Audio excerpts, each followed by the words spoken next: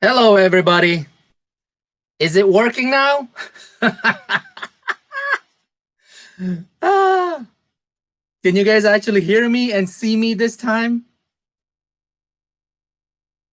Or is the chat room slow that I'm not seeing anyone respond?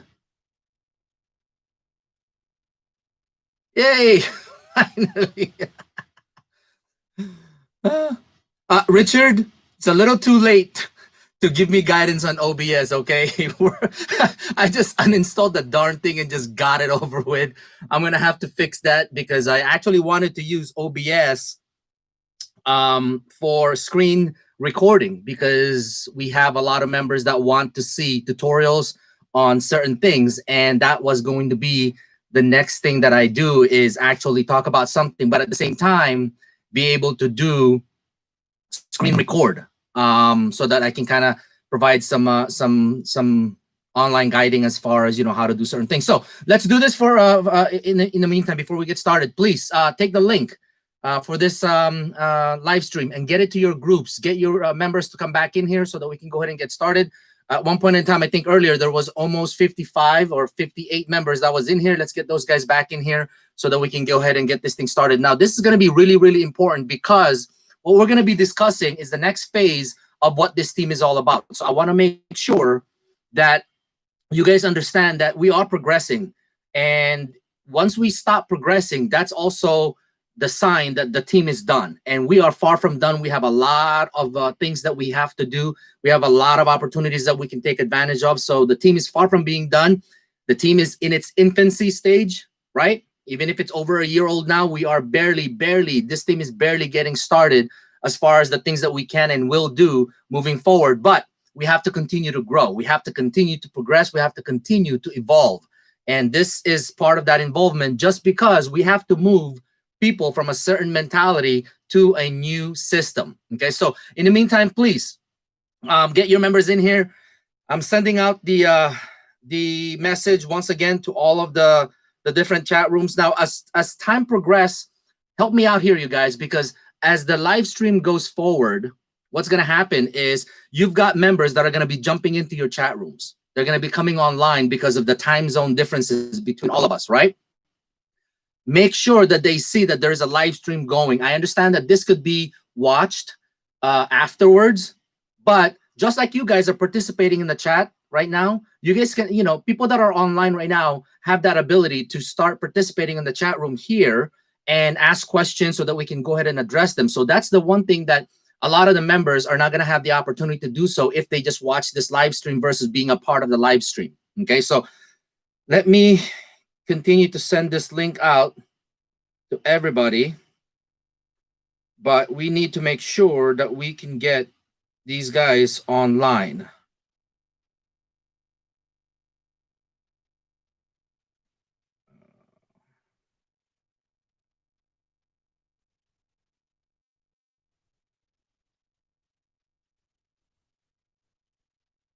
And I hope that you guys read the topic of conversation. The title of this live stream, basically, it's kind of important for us to understand why we're here. How to be able to use YouTube trends to grow your channel, trending on YouTube, that type of stuff. So make sure that if you are aware of what this live stream is about, you can ask some of those questions as time progresses. Okay.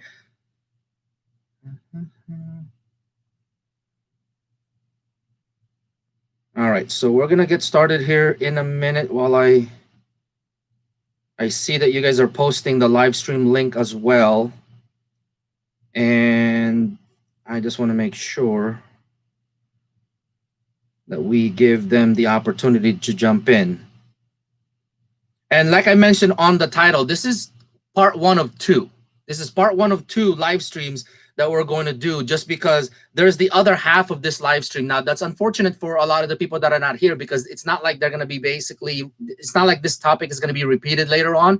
It's actually going to be a different topic, just because I figure this is something that everyone, including myself, and I was very, very skeptical about doing this live stream just because of the type of topics that a lot of our members have pertaining to their channel. But if done right, if done right, this topic or this process can actually be used in everyone's in everyone's channel to help them grow.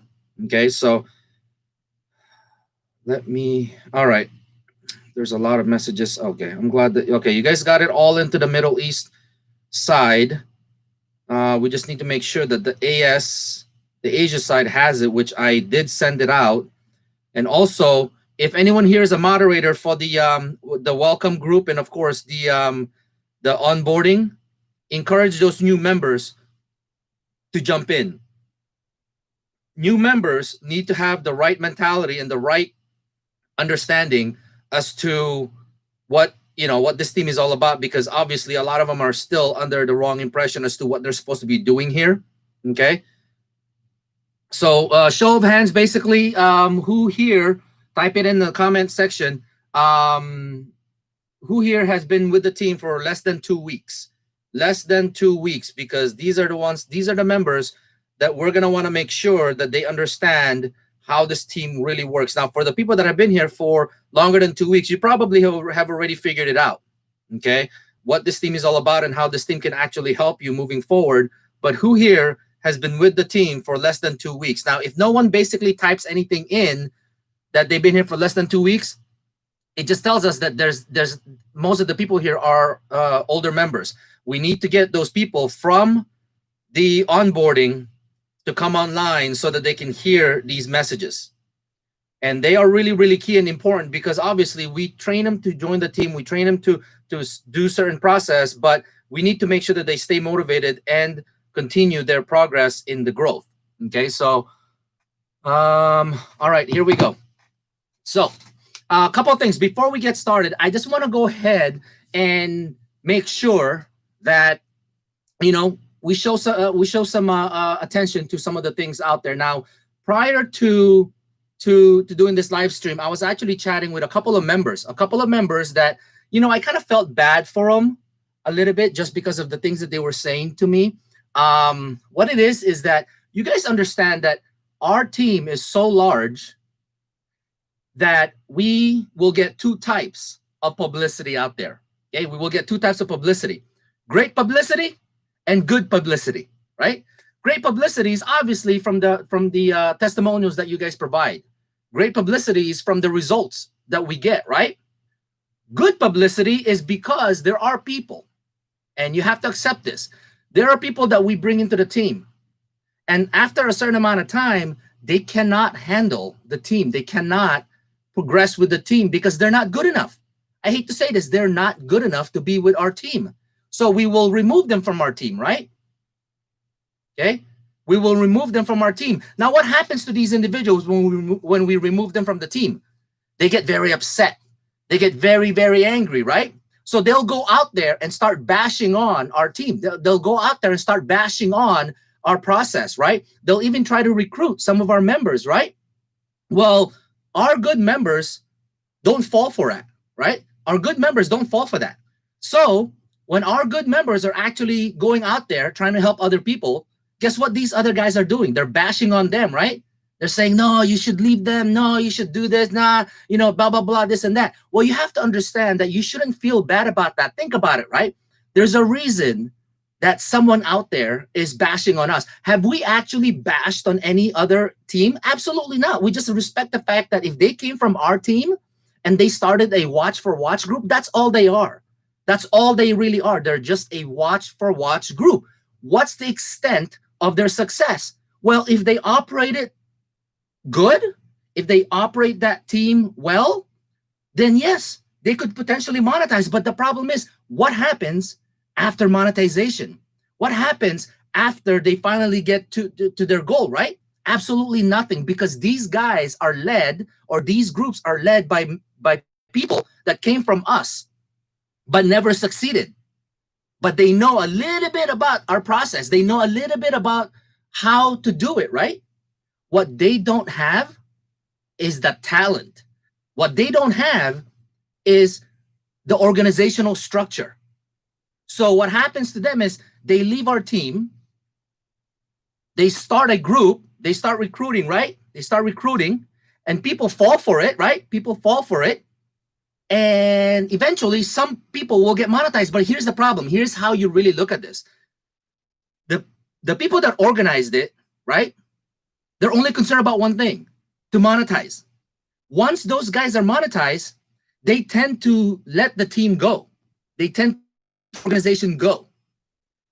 So all of a sudden, because they already did what they were supposed to do, get monetized, right? They don't care about the team anymore because they have no more purpose. And even if they have a purpose, they don't have the knowledge. They don't have the education. They don't have the perseverance to move forward, right? That's why they bash on us. But remember, I told you, there is no such thing as bad publicity. There's great publicity, and then there's good publicity. Good publicity are just like these. So what happens is this. Just this week alone,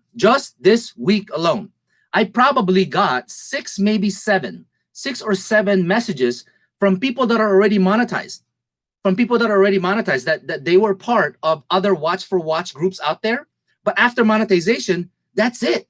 They have nothing else that they can do in their groups, right? So they find us and they're asking us to come in. I have to say no, because obviously after looking at their channel, they're not SEO ready. They don't even have an idea. I'm looking at their channel. I'm like, how in the world did you even get monetized? Number one, you don't have the views, blah, blah, blah, this and that. And I come to find out it's because it's a watch for watch, or I come to find out that they bought subscription, they bought watch hours. And then of course they're, it's not, their channel is not in good order. So I asked, why are you asking to come in? Because I'm not getting enough views. I'm making only $1 a month, if that, right? And they paid all of this money to do it, right? So they were part of other watch for watch groups, but after they got monetized, that watch for watch group is completely useless. That's what makes us special. So I'm going to tell you this now. If you are here, not to disrespect you or anything, but if you are ever removed from the team, if you're new, and if you're ever removed from the team, that's not our fault. That's really not our fault. It's because you suck. You suck at it. You suck being a team member. You suck at helping others, and you just flat out suck at it. It's that simple. Because the people that stay here, the people that make it through step 1 and step 2, these are people that have proven themselves. These are people that have proven themselves to be worthy of being here. These are people that have proven themselves to be worthy of getting Tony's help for SEO, or George Sarah's help in creating great thumbnails, right? Chloe Robinson. These are people that have been proven worthy to get these people's help. So if you make it, from non-monetized to monetized, if we get you there, it's because you're worthy. If you cannot survive that transition, I hate to say it, you suck. You don't belong here. I am not going to sugarcoat this for you, so that you could be one day one of those people that would be bad-mouthing us. But it really doesn't matter. It really doesn't matter. You can bad-mouth us from here to the day you die. It really doesn't matter. Why? Because our team is so strong that we will continue to thrive and grow and survive that wave. You got nothing on us. All right? You could get 100 people and join your group. But once you're monetized, you don't have the Dinos out there. You don't have the Tonys out there. You don't have all of these wonderful talents that we have. You could say that you could create it, but you're not going to. You know why you're not going to? It's because you don't have the mentality. You don't have the discipline. You know how I know you don't have the discipline? It's because you got kicked out from our team. Okay? You got kicked out from our team, which means you don't have what it takes to run an organization like ours. It's that simple. Okay? So, again, I hate to say this. If you're one of those individuals in the future that are going to badmouth us because you got kicked out of the team, just accept the fact that you suck at it. It's that simple. We are the best of the best. We are the ones that people come to get them to the next stage. And if you're not one of those individuals, accept the fact that you suck at it. You may need to work on your talents. You may need to work on your participation. You may need to work on your teamwork and stop being so selfish about stuff. Okay? So again, for those individuals that sent me a message this morning and saying, hey, I was trying to promote the team and I had these people, every time I post a comment, they were bashing on us. He or she was recruiting from our team and they were telling me to leave our team, so forth and so on. Don't feel bad, you guys. Don't feel bad. Why? Just look at our success. Look at all the people that we have monetized. Look at the people that we have helped. Look at the people that we have seen grow from little, seeds to blossoming flowers and trees, that can stand on their own. Okay?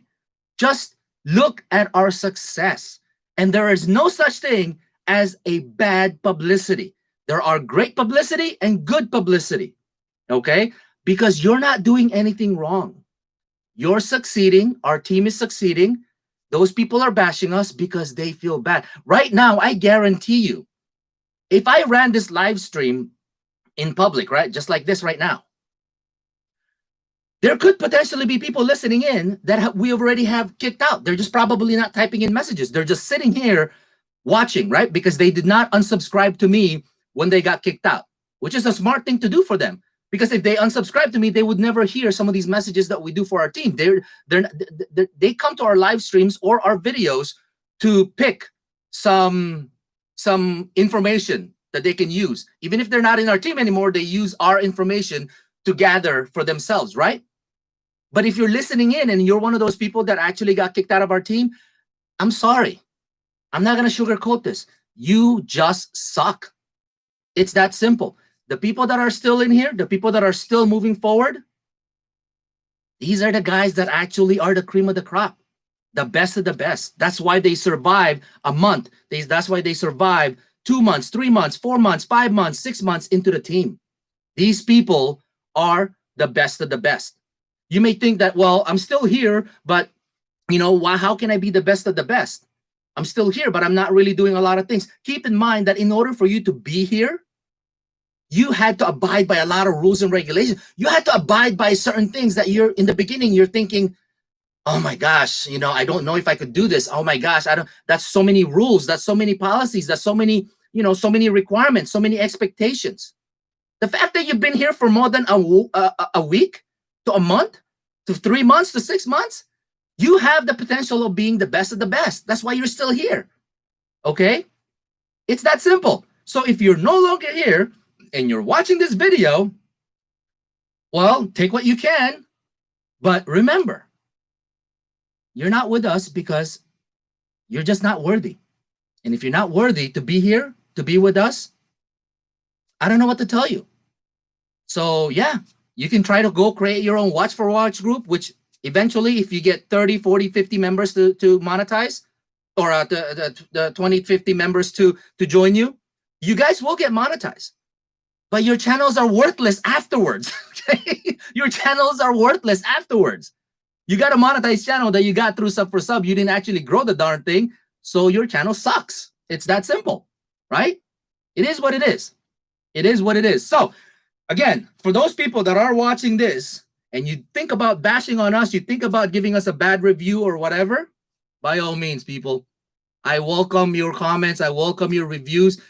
It's just going to show how pathetic you are when you're bashing on another team that's doing well because you weren't good enough.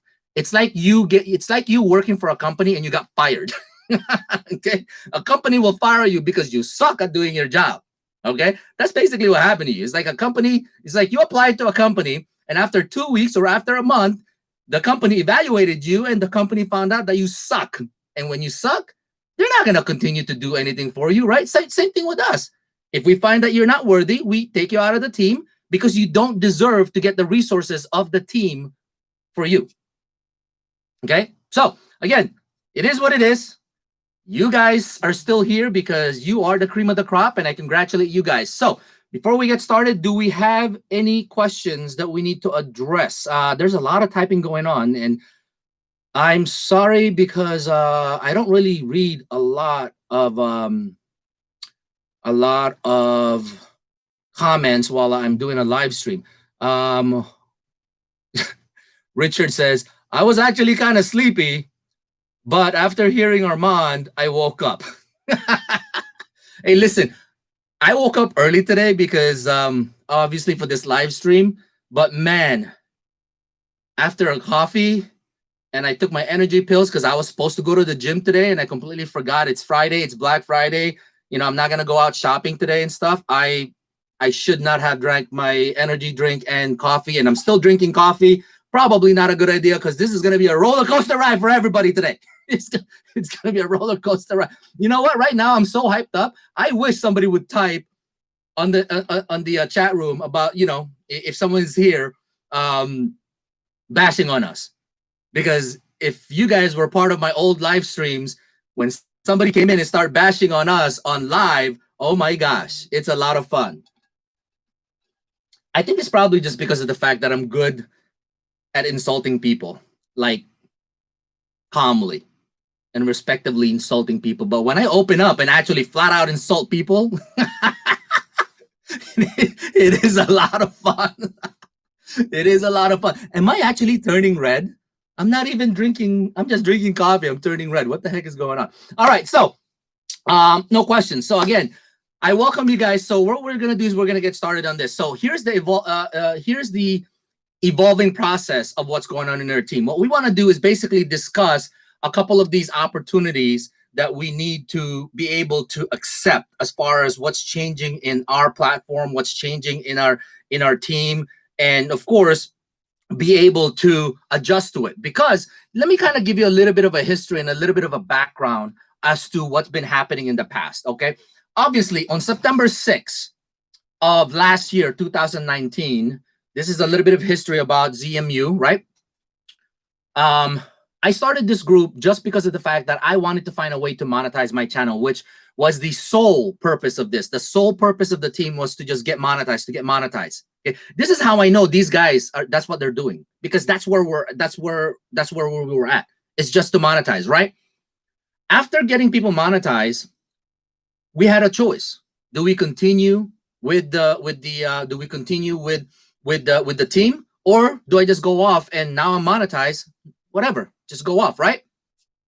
Well, we discovered that there's so many people out there that needs our help. There's so many people out there that needs our assistance, and we decided to continue to pursue it, right? So that was the first step of our evolution, right? The second step of our evolution is sometime in November. Oh no, actually mid-December. Sometime in mid-December, we had a lot of people get monetized. We had from mid-December to just before January 2nd or January 3rd, we had like 25, 30 people monetized from the original group. Well, once we had all of these monetized people, we tried, yeah, we did, it's a try. We did try to create a growth process. Now that we have all of these monetized people, what do we do? Now that we have these many monetized members, what do we do? Well, we did what we thought was right. We created certain programs. We created certain process for the monetized members, right? To help grow their channel. And then, of course, it basically went sideways because at the end of the day, we were all still in the learning process. Just as we are now, we're still in the learning process, but we certainly are smarter now than we were a year ago, right? Okay. So through that learning process, we lost about 75 to 80% of all of these monetized members. They went on their own, right? Some of them, a few of them went and got some sponsors. A few of them went through collaboration where they kept growing and things like that with their channel. Some of them got some, I guess, community sponsorship, right? So it was a great thing. They progressed, right? They never looked back, which is great. But for me, I'm looking at it and saying, okay, well, that kind of sucked because we monetized all of these members and we lost them because we could not offer anymore. We could not offer anything else to them to help them grow. So from January to towards the end of February, maybe into March, we did the same process again. We monetized more and more members, right? Through that monetization, we actually had a couple of success of growth, right? Well, during that success of growth, we had an issue with the monetized team and the non-monetized group, okay? And for the people that were here during that time, you remember this. We had an issue with some of the older monetized members versus the non-monetized members that were just crossing into monetization, that these two groups collided. They collided, okay? During that collision, we had no choice but basically to just lay out some foundational rules. Okay, everybody be quiet. Everybody stop arguing, right? But during this process, the monetized members during that time, decided, listen, if you're not going to side with us, like they're more important than the non-monetized group, right? If you're not going to side with us, we're going to leave. And of course, it was being led by an individual that had a lot of influence in the team, right? So they did leave because they made me choose. They made me choose who's more important. There's no such thing. Both sides of this team is equally important. They need each other. There is a symbiotic relationship. There is, if you guys don't know what a symbiotic relationship means, there is a direct relationship or correlation or connection between monetized and non-monetized members. You have to remember that all monetized members were once part of non-monetized group, and non-monetized group will eventually be part of the monetized team. So it doesn't make sense to say one group is more important than the other. There's no such thing. Okay, both groups are important to the survival of this team. Both groups are necessity for the survival and growth of this team, right? So having me choose, I didn't choose anything. I just said, whoever the heck is going to leave, go ahead and leave. If you honestly think that I'm going to basically side with you because because you want me to choose a side, I'm not going to do it. It doesn't work that way. I mean, there's that selfish part, right? They're just being selfish about it. But it is what it is. So come mid-March, 2-3 weeks into this, I said, you know what? That's fine. We'll regrow the team. Not a problem. I'm still here. We've got some really good members, right? But during that time is also when I took a sabbatical of about 6 months, total of 6 months. It was 3 months the first time, and then I came back for about 2 or 3 weeks, and then I was gone for the other 3 months, right? So 6 months went away, and then of course I come back and start to recover the team once again, right? Well, now since then I've noticed that we really got to get into the rhythm of growth, right? And as far as I'm concerned, I'll tell you guys this now: if you are not certain, or if you're not confident of the growth process that we've done, I don't even know, when did I come back? I forget. I forget when I came back. But from the time that I came back to now, if you haven't seen the growth and advancement of the team, I don't know where you were. Okay, we've got a lot of process in place. We continue to evolve on a daily basis. We continue to progress on a daily basis. The amount of people that we're monetizing is phenomenal. And I'm going to go ahead and give some a little bit of shout out for those individuals here in a minute. And then, of course, moving forward, we have a new set of individuals that are going to be around the corner of monetization. But we've grown leaps and bounds in the last couple of months since all of these things have been implemented. And I'm not going to take credit for that, all right? I'm just saying that we created implementations since I came back, and because of you guys, because of your talents, because of your perseverance, we have grown leaps and bounds to the next level. And it's now time to take us again from here where we're at to that next level once again. Okay, where we're at now, we want to get to the next level, and that's what this live stream is all about. So I want to commend all of you guys for sticking it out, for having the belief, for having the confidence in our team, in our growth, in our process to be here. And for the monetized members, okay, I want to commend you guys for continuing to be a part of this team. I want to commend you guys for continuing to make those growth process for you and your channels. And along with that, having us with you for the journey, okay? You guys, a lot of you, if you're not monetized yet, you really don't understand how much this team can give you. It's an opportunity that a lot of people have never been given. Okay, it's an opportunity that a lot of people have never been given, and for the people that actually take that opportunity and run with it and just participate properly and be a part of this community, you have seen a lot of those rewards. You have seen a lot of those success stories. Eventually, you will be one of those success stories to go into the monetized group, and hopefully one day you'll send me a message, just like a lot of these other members in our group, that you were contacted by a radio show, you were contacted by a TV show or a newspaper, or you got sponsorships that people want you, or brand names want you to review some of their products and some of their toys or some of their gadgets. I want you to get to that position, because that is what's happening right now.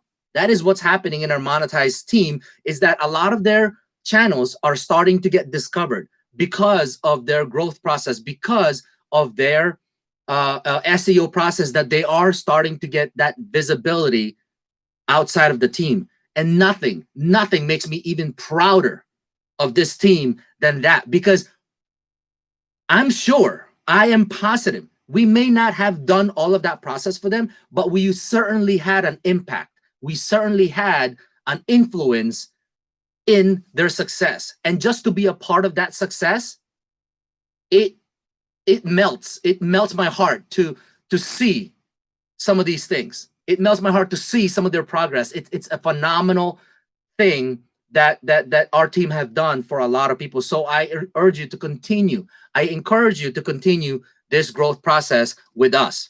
Now, what exactly is the next part of our growth process? Well, part one of two of those topics that I want to cover today is how to use YouTube trends. Okay, how to use YouTube trends to grow your channels. Okay, now who here, right? Who right now actually uses YouTube trending topics to grow their channel or to build their video around? Does anybody here actually use this technique? Because there's a lot of different ways to grow your channel, and we've targeted a lot of these things during SEO growth, SEO process. But also have to understand that, you know, not everyone is actually doing it. A lot of people, and that's why we need to grow out of the mentality of just doing the playlist or, you know, whatever it is. So who actually uses that? If I get millions of subs, I buy a house for you. what are you guys talking about? MRB uses it. Good. I use trending topic educations. Good. Okay. So one or two. I love this team. So many learnings. Yes. Who here uses YouTube trending topics? I try to, but it's hard with kids channels that doesn't game. I'm confused about that one. Okay. I think it's, who else? So not very many of you guys. I mean, there's 61 people in here, and there's only 2 people that typed in that they actually try to use YouTube trending topics for their channel. Or is the chat room just that slow that it's not updating fast? Okay, so basically, one of the things that you have to remember is that I understand that you, how would I put this? When you came into the team, right? When you came into the team, I get it. You guys were coming into the team and had this concept of, I'm going to be part of this team and I'm going to just try to make random videos and get my watch hours, right? I mean, I get it. That's how you guys came about, right? It shouldn't take very long for you to understand that that's really not what you need to do. In the very beginning, we actually kind of said that, you know, we kind of promoted that just because of the fact that many of you don't have the right length of videos that you need, right? So we promoted that, just randomly make, you know, videos. But as time progresses, you should not have to be just doing that randomly. You should be able to grow your channel organically. You should be able to grow your channel with the effect or with the assistance of billions of people out there that are doing YouTubing. Okay, so you have to look into that. There's a way to link. Honestly, how would I put this? There's a way to link YouTube trending topics to your video, no matter what it is. No matter what it is, there's always a way. You have to think outside of the box. You have to think outside of the box. Okay, so I'm going to give you a couple of examples here shortly, but there's a couple of things that you need to understand. Okay, first and foremost, okay, we're going to be talking about how to use YouTube trends to grow your channel, right? What's trending on YouTube, right? How can I use this, you know, how can I use YouTube trends to grow my channel? These are the main topics that needs to be addressed. Now, if you're looking to grow your channel, there is no better way. There is no better way than to leverage off of YouTube trends. Okay? There's really no better way, especially for us who are vloggers or YouTubers, right? YouTube is the second most visited, right, video sharing platform on the web. Okay, YouTube shows all of the most popular and currently trending topics from around the world at any given time. Okay, it is to host like your latest news, latest updates, current events, and anything that basically are viral content. It's the second largest, most visited video sharing platform on the internet. And we all know if it's on the internet, it's worldwide, right? Okay. Every single month, okay, every single month, there are over 2 billion, that's with a B as in boy, there are over 2 billion active participants or members on YouTube. That is a lot. 2 billion active members and participants on YouTube. That is insane. I mean, that's, I don't even know how to read that number. That's way too many zeros, right?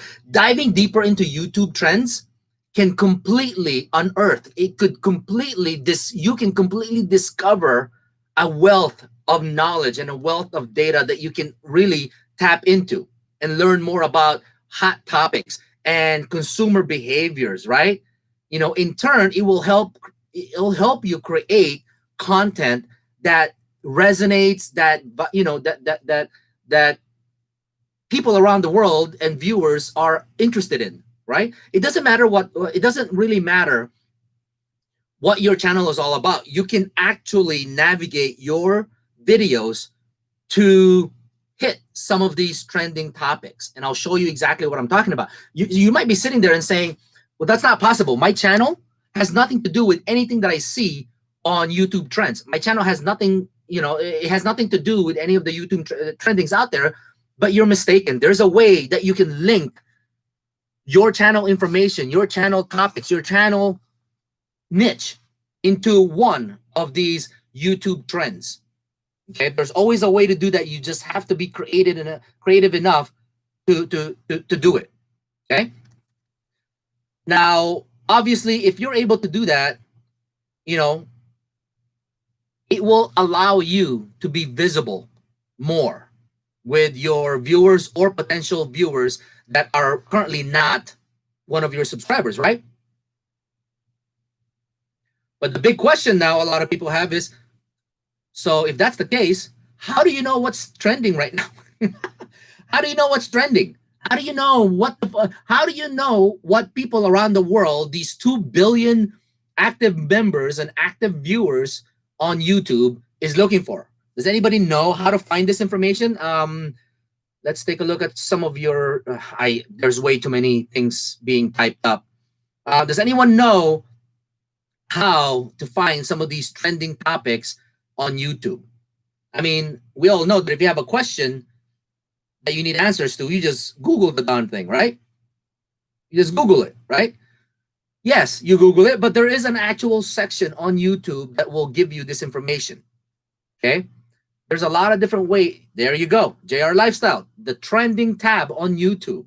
The trending tab allows you to discover seriously what's going on. And the nice thing about this, which I'll talk about later on, is it could be regionalized, it could be country-based, it could be worldwide based. You can, depending on where your viewers are and where you want to attract certain viewers, you can isolate it by country, by region, by worldwide, okay? But you all know where to find it.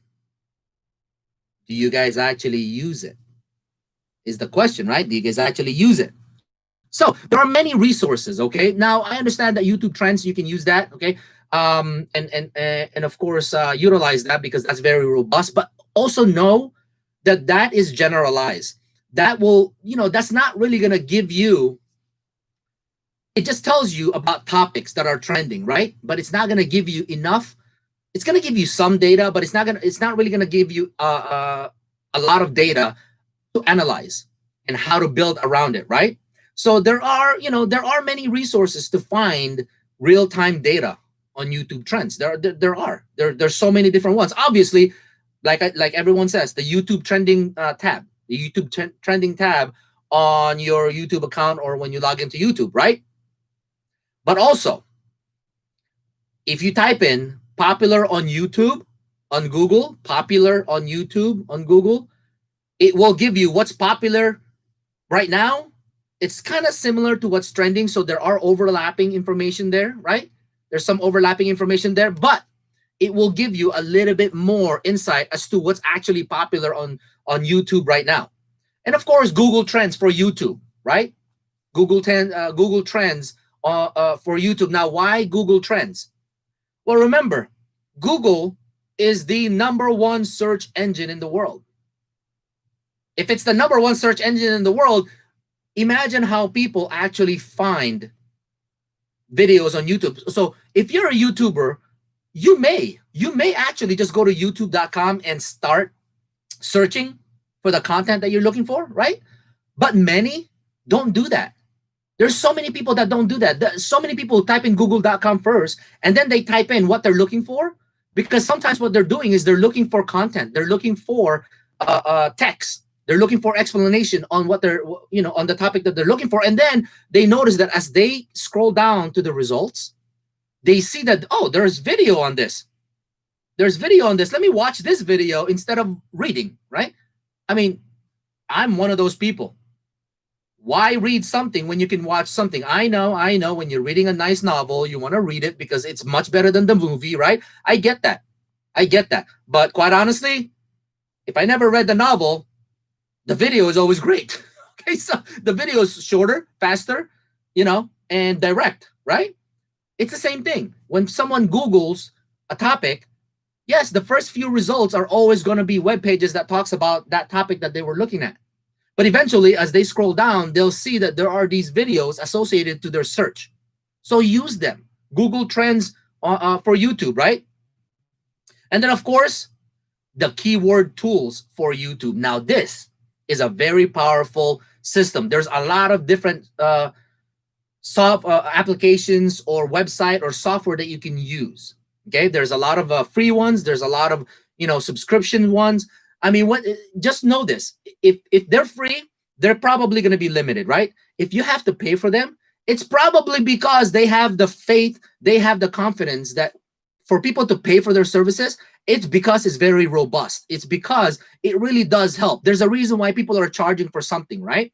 But keyword tools, if you're not using a keyword tool right now, which will give you some examples, I've got another video on the channel that talks about keyword tools or applications or apps that you can use on your phone or on your PC or web-based that you should really be using before you actually do a video or before you upload a video.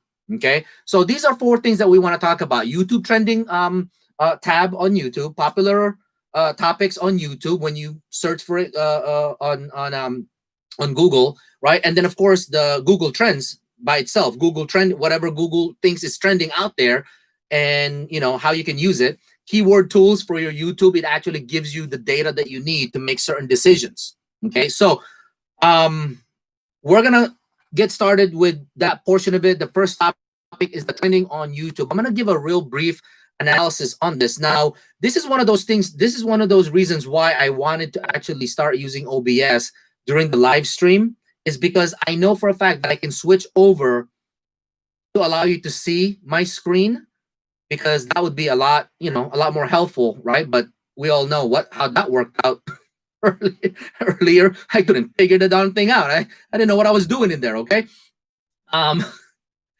We'll figure that out, okay? The next time that we do a live stream, I'll make sure that OBS is working so that I can at least let you see the screen. So again, does anyone here, before I move forward, does anyone here have any questions for me regarding these 4 main concepts? Or do you guys have any feedback from your experience of being able to use these Google Trends or YouTube trending topics and things like that? What have you seen that has worked for you? Okay. Now, are there any members here that are new to the team? Less than 2 weeks. You know what? Less than a week. Because I want to know if there are any members in here that are still in the onboarding process. I want to know if there are members in here that are trying to get information before they even go into their teams or into their groups. Do we have any members in here that are not even part of the groups yet, that are still in the in the onboarding stage? What are you guys talking about in this chat? I'm seeing you sometimes and in white sometimes. What? I haven't tried a trend yet. Boosted says they haven't tried, but now I will. Okay. Burning Emotion says that he thinks that there are some people that are new in here. That's good. Okay. So, if nothing else, trending on YouTube. Okay. The YouTube trending page is actually when you log into YouTube, right under to the left side, right underneath the home, there's that little fire sign, that you see that says trending, right? And then when you hit that button, to the right side of it, and you can test this out, to the right side of it, it actually shows your location. Choose your location. So if you want to target people in the United States, then you're going to want to choose, even if you're somewhere in the world, other parts of the world, you're going to want to click trending. Then you want to click on the United States. Now, why do you think, pop quiz, why do you think people from, let's say, the Philippines, Malaysia, people from the Middle East, right? Why do you think they should target viewers or subscribers from the United States? Anybody want to take a wild guess on this? Well, why would I choose the United States? I live in the Philippines. Why would I choose the United States? I live in India. Why would I want to do anything, trending in those countries, in other countries besides mine? Why? Oh, people actually know. Biggest, most users? No. No, no, no. Mr. B, the United States is not the largest user of YouTube. No, no, no. Because they are booming. Okay. Prime country views. Yeah, RPM. Money. ArcStar says money. Money. Higher RPM. Well, higher RPM, but there's another one, right? You got to remember, you guys, for the ones that are not monetized yet, eventually you're going to be monetized. Okay? When you become monetized, unlike what your life was before, where all you cared about was actually getting watch hours, all you care about was actually getting views and whatnot, when you become monetized, forget the watch hours. Okay? Forget the watch hours. That thing goes out the window. Out the window, right? What you truly are going to be caring about is the rates. Your CPC rate, your RPM rate, your CPM rate, right? Well, if I actually had OBS to work, if I actually had OBS to work, I'd show you a screenshot, right? RPM or CPM out of the Philippines. You know what? There's some monetized people in here. There's some monetized. What's the RPM showing for today? You can give me an average, right? Give me an average, right? What's the CPM or RPM showing on a regular basis out of the Philippines, out of India, out of Malaysia? What's the CPM or RPM, whichever one you want to use, typically? Anyone? I think the chat room is just kind of slow in reaction, right? But versus and Dino, I think, is in here. Dino, what's the typical CPM or RPM that we see out of the United States or Netherlands or Singapore or UK, right? What's the typical rates that we see? So even if, Dino left. Jeez. If Remy's here, if Churing's here, who else is gosh, I think another one is Richard. I think Richard. Yeah, Richard sees this as well in the monetized classroom, right? If you are a YouTuber from the Philippines or India or anywhere else part of, you know, a low CPM rate, you guys, I get it. I get it. You guys, it's easier for you to target what you call your countrymen, right? It's easier. It truly is easier for you to target your countrymen, right? You know, just because of the fact that it just is. It's just easy. It just is easier, right? But you are selling yourself short. You are selling yourself short. Okay? When you become monetized, I guarantee you, if you are in the Philippines and if you are in the Middle East, okay, when you get monetized, you are not gonna want these people to watch your channel. Just like what Vitla or Kanan just typed in. CPC in India is 0.005 most of the time. That's not even 1 penny. That is half of a penny. That's half of a penny. That is the CPC rate for India. 0.005. 1/2 of a penny. What is the CPC when it comes out of the United States or United Kingdom or Singapore or Netherlands? There's a few. Okay, there's a few. So here's the situation. Okay, you're non-monetized. You're making a channel and you're trying to get subscribers from your country. You're trying to get subscribers from your country because it's a lot easier for you to get subscribers from your country, right? Well, think about it. I'm Filipino. I should be getting a lot of subscribers from the Philippines because they're my countrymen, right? It would be easier for me to do that. Can I talk in Tagalog in my videos? Absolutely. Can I actually, you know, attract more of them? Absolutely. Do I want to? Heck no. Okay. No, no, no. I want my views. I want my subscriptions to come from some of these high CPC countries, right? Because when you become monetized, you're not going to want people from India watching your video. But it's a cooking show. I don't care if it's a cooking show. Attract people that's in certain countries. Maybe learn and test, you know. Think about this, right? Let's say you're a cooking show. Let's say that you specialize in Filipino dishes. Let's say you specialize in Indian dishes, right? But you know that you don't want to get subscribers from India or you don't want subscribers from the Philippines.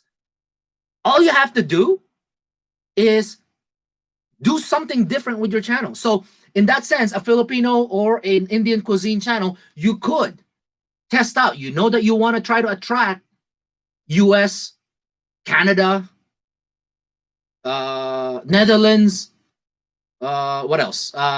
Singapore, right? Why not do a show or a video on one of their cuisines? Right? So if I was to think about it, if I'm a Filipino doing Filipino dishes, but I want to attract, you know, American, US based viewers, maybe I could do a video on how Filipinos do American burgers. It's very different, by the way, you guys. It's very, very different. Or one of the things that you guys should know about, right? And this is just on the top of my head, you know, how Filipinos do KFC in the Philippines versus KFC in the United States, right? Why do I say this? Is because KFC in the Philippines have different menus on their facilities than we have here in the United States. Same thing with McDonald's. Have you guys ever seen a McDonald's sell in the United States? Have you guys ever seen McDonald's sell rice? Right? Have you guys seen in the United States? Have you seen McDonald's in one of their menus have rice? Right? Or as a joke, right? As a joke, for the Filipinos that's in here, in McDonald's there is it McDonald's or KFC? I forget.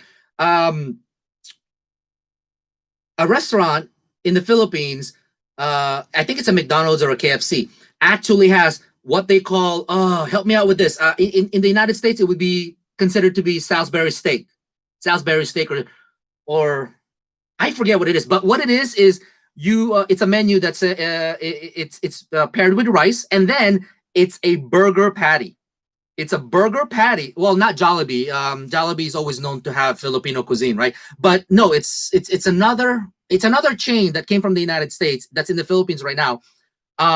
That it's rice with a burger patty, right? A burger patty, and they put gravies on it, right?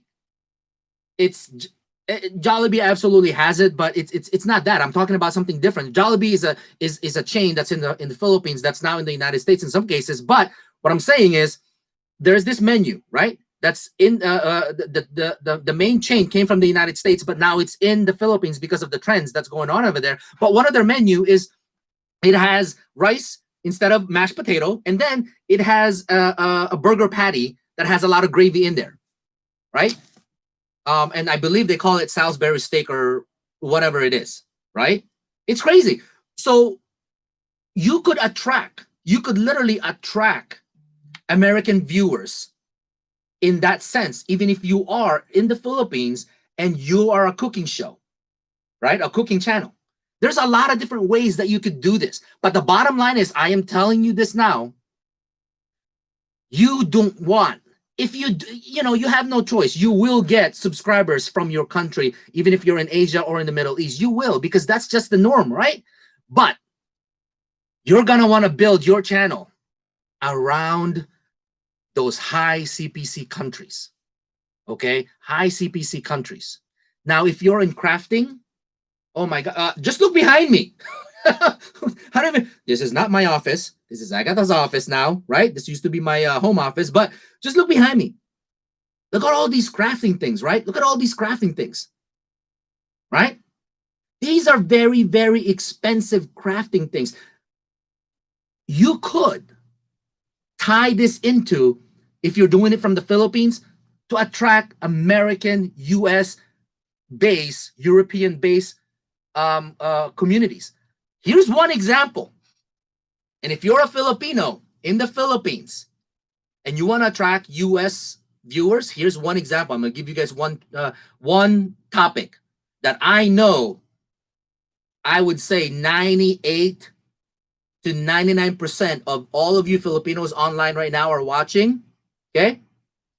You know how to do this.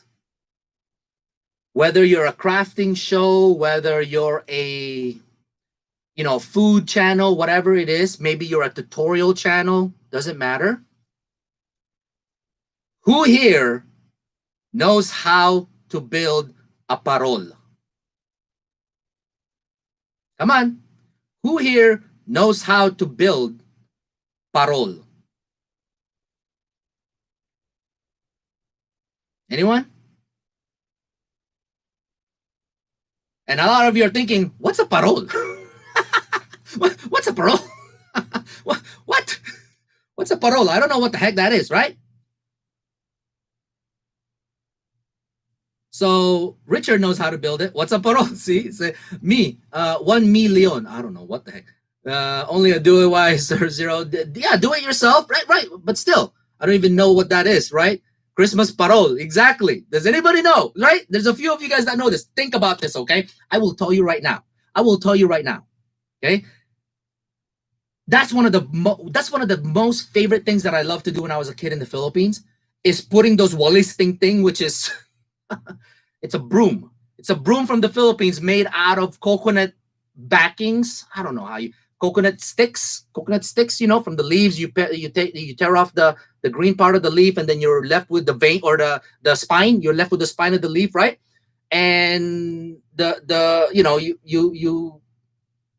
take those, you use those, and build this Christmas star. It's a Christmas star. Parol is a Christmas star. So if you're a cooking channel doing something about the holidays, menus and so forth and so on, right? You can always crossbreed it and then do the other half as to a DIY on this thing. Why am I telling you this? Because I love watching those parols get built, because it brings back a lot of memories for me, right?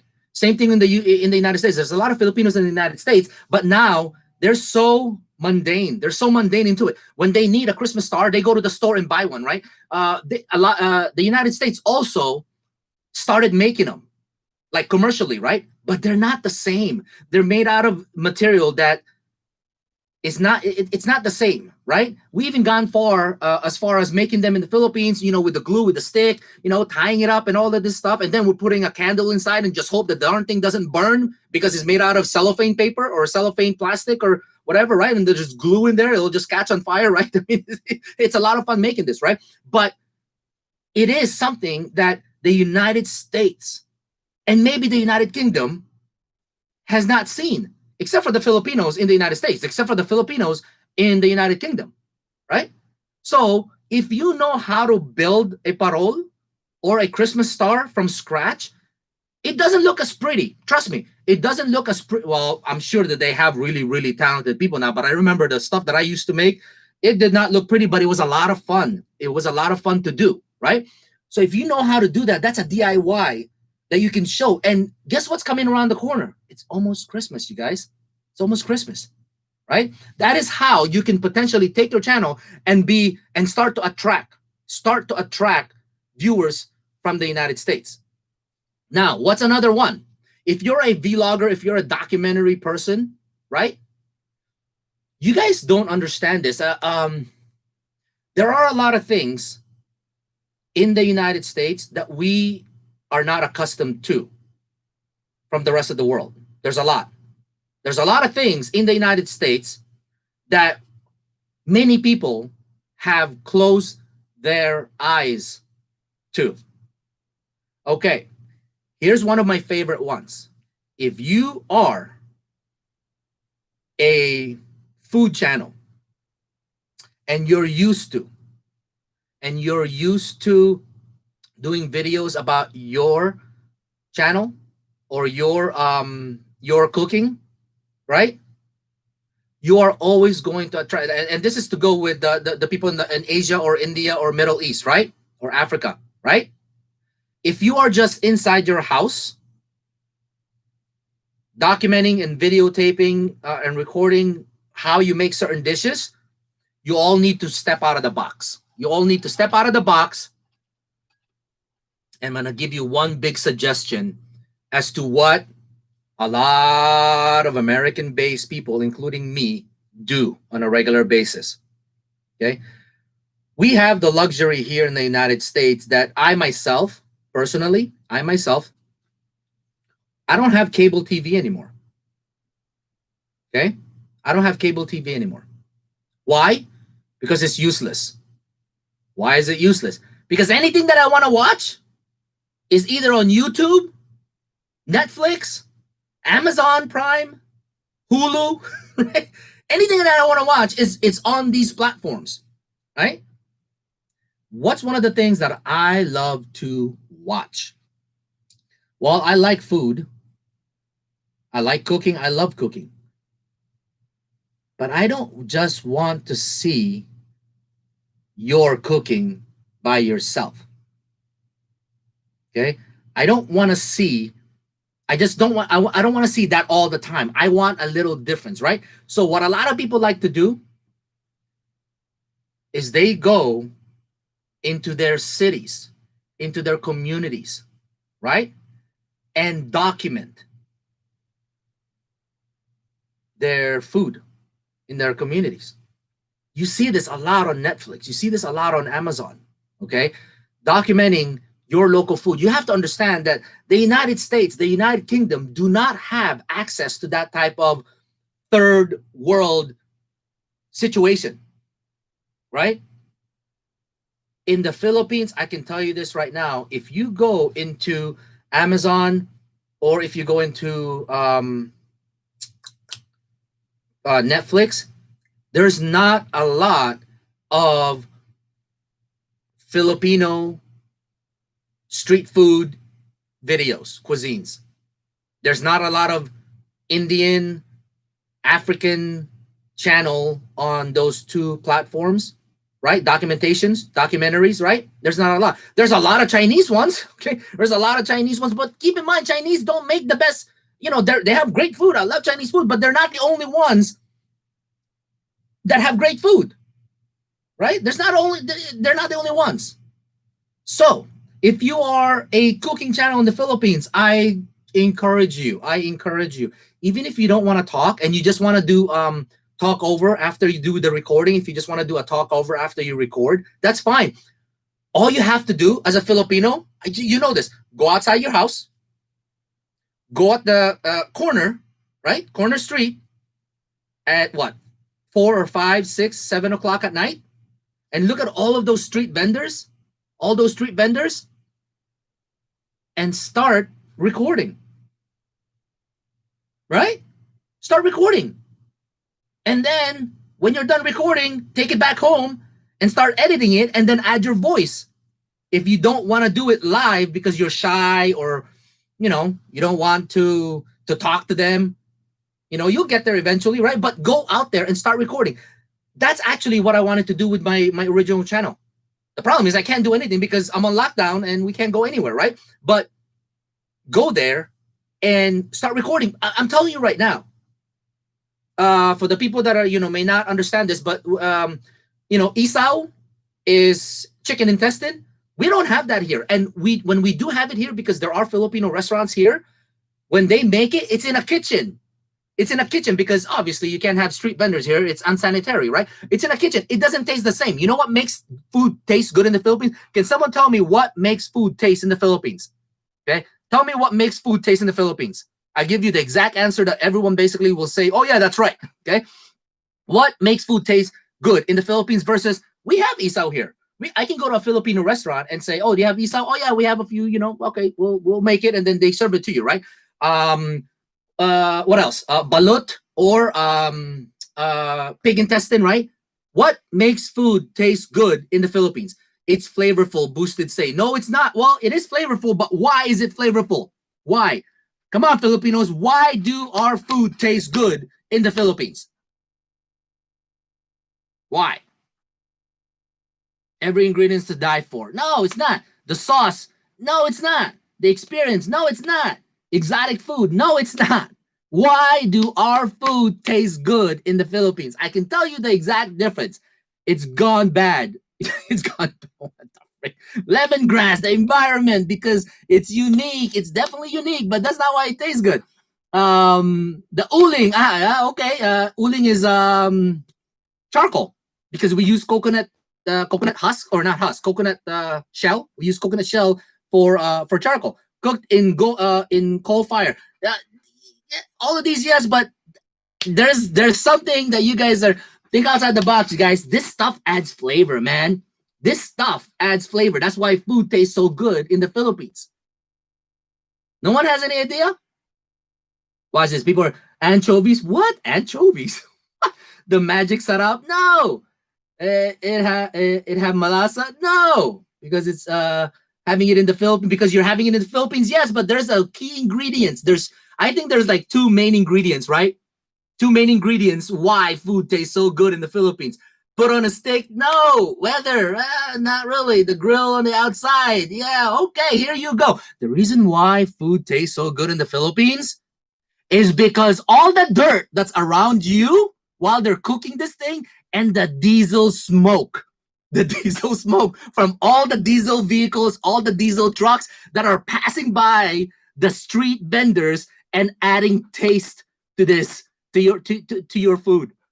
The diesel, I know it sounds stupid, right? The diesel smoke and all the dust and dirt that goes on this food. And then all the freaking taste that they put on this thing, I kid you not, that is why nothing in the United States will ever, ever, ever taste just like the one in the Philippines. I've made lomi before. I can make lomi. I am good in making lomi.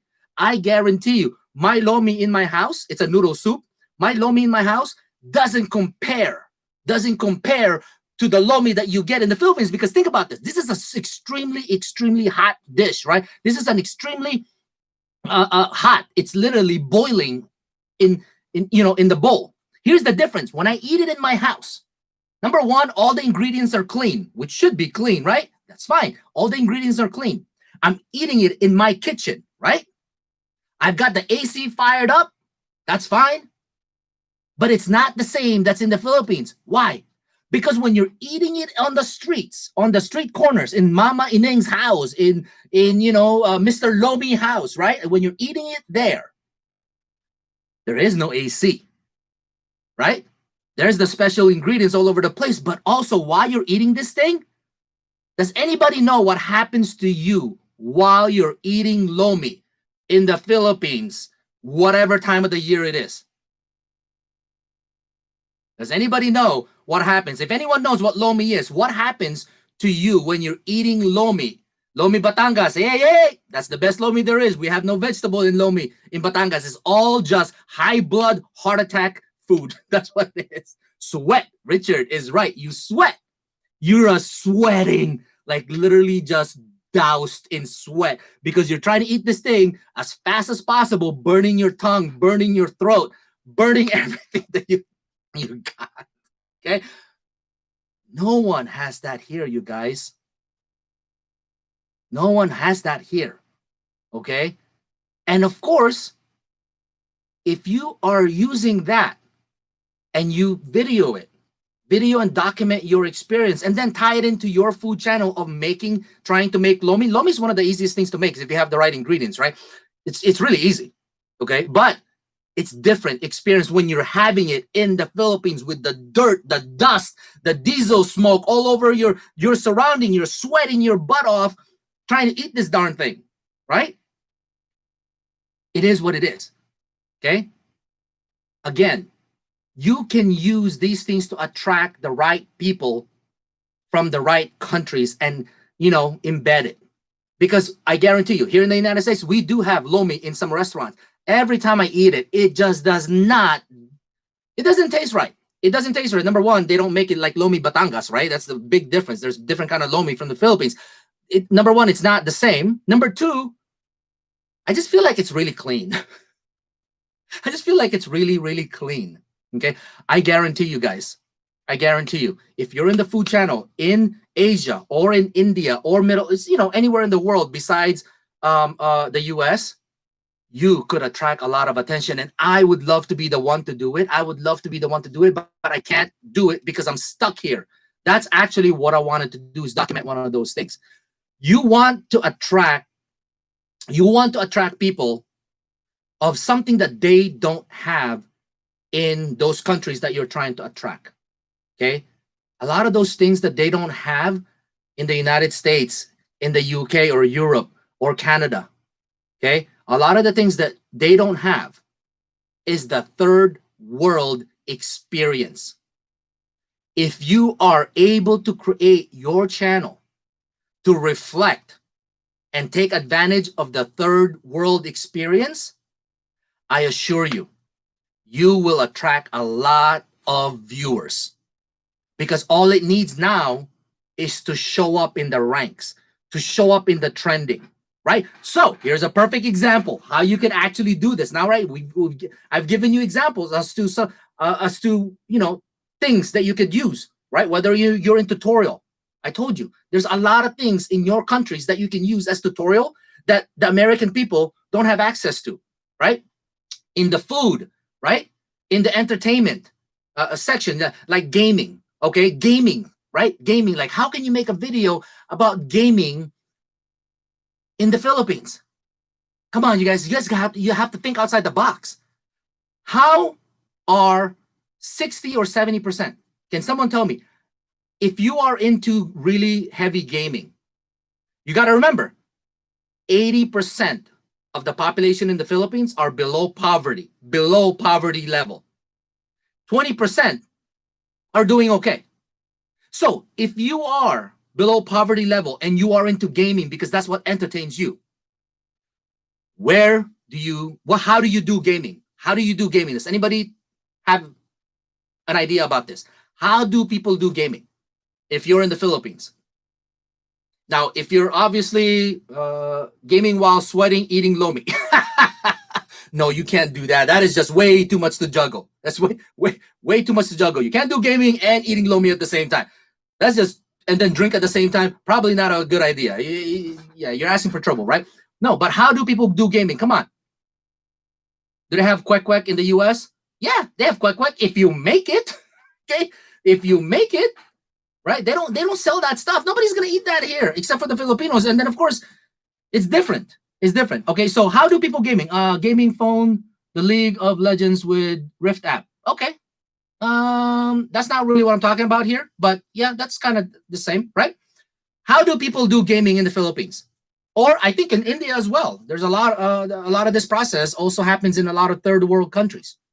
That the population is offset by poverty and well-off people.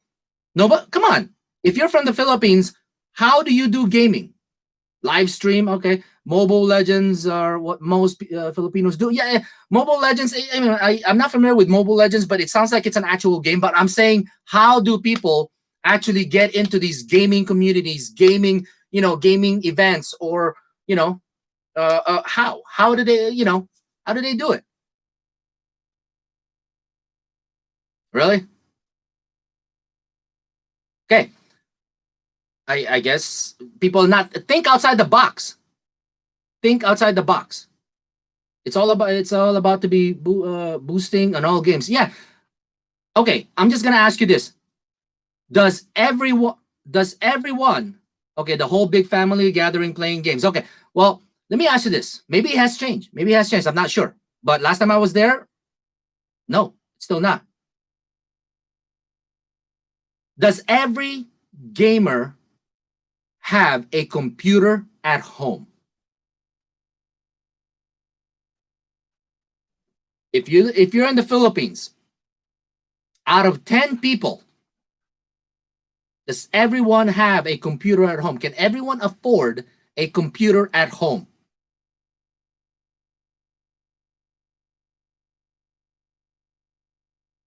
But you do cell phone more. But if you're actually in some massive gaming system, you don't always have a computer at home. Where do a lot of people play games? Where do a lot of people play game? Internet cafe.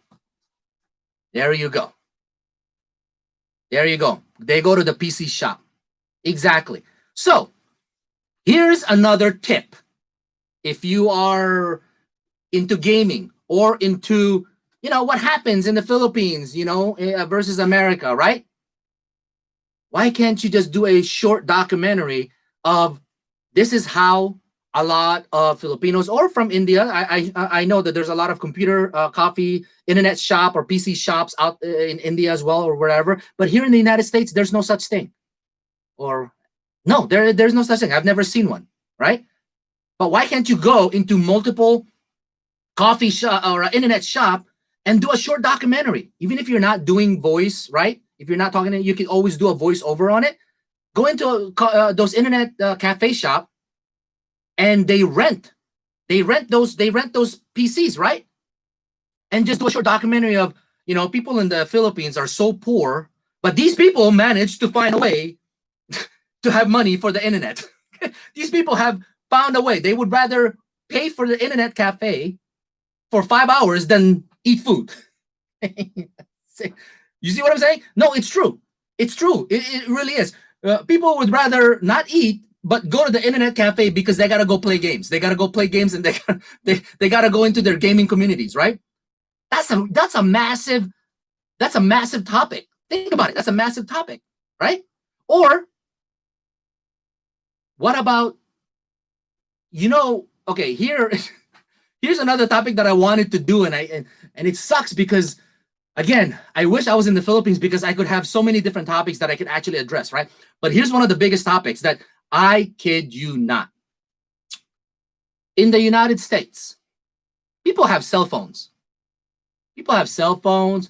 People, we buy cell phones. We put it on a payment plan or we just buy it outright, right? We buy it outright. And a year later, we get the new one. 2 years later, we get a new one. Whatever, right? We do it. And it's part of our life. Part of our lives, right? I'm going to tell you right now, It's crazy. I just told you that 80% of the population in the Philippines are in poverty level. They're poverty, right? They barely have enough food to put on the table, right? They have barely enough food to put on the table. But I guarantee you, they always have the newest technology. I kid you not. Okay. They barely have food. They barely have money to put food on the table, but they will have the newest iPhone. They will have always the newest iPhone or the newest Samsung, right? You know how they get this? You know how they get this stuff? Does anybody know how a poor person in the Philippines would be running around with a brand new iPhone? Besides stealing it, right? Besides stealing it, but you can't steal iPhones. You're done, right? It's tracked, right? But besides doing that, how does someone? And you'll be surprised. You'll be surprised.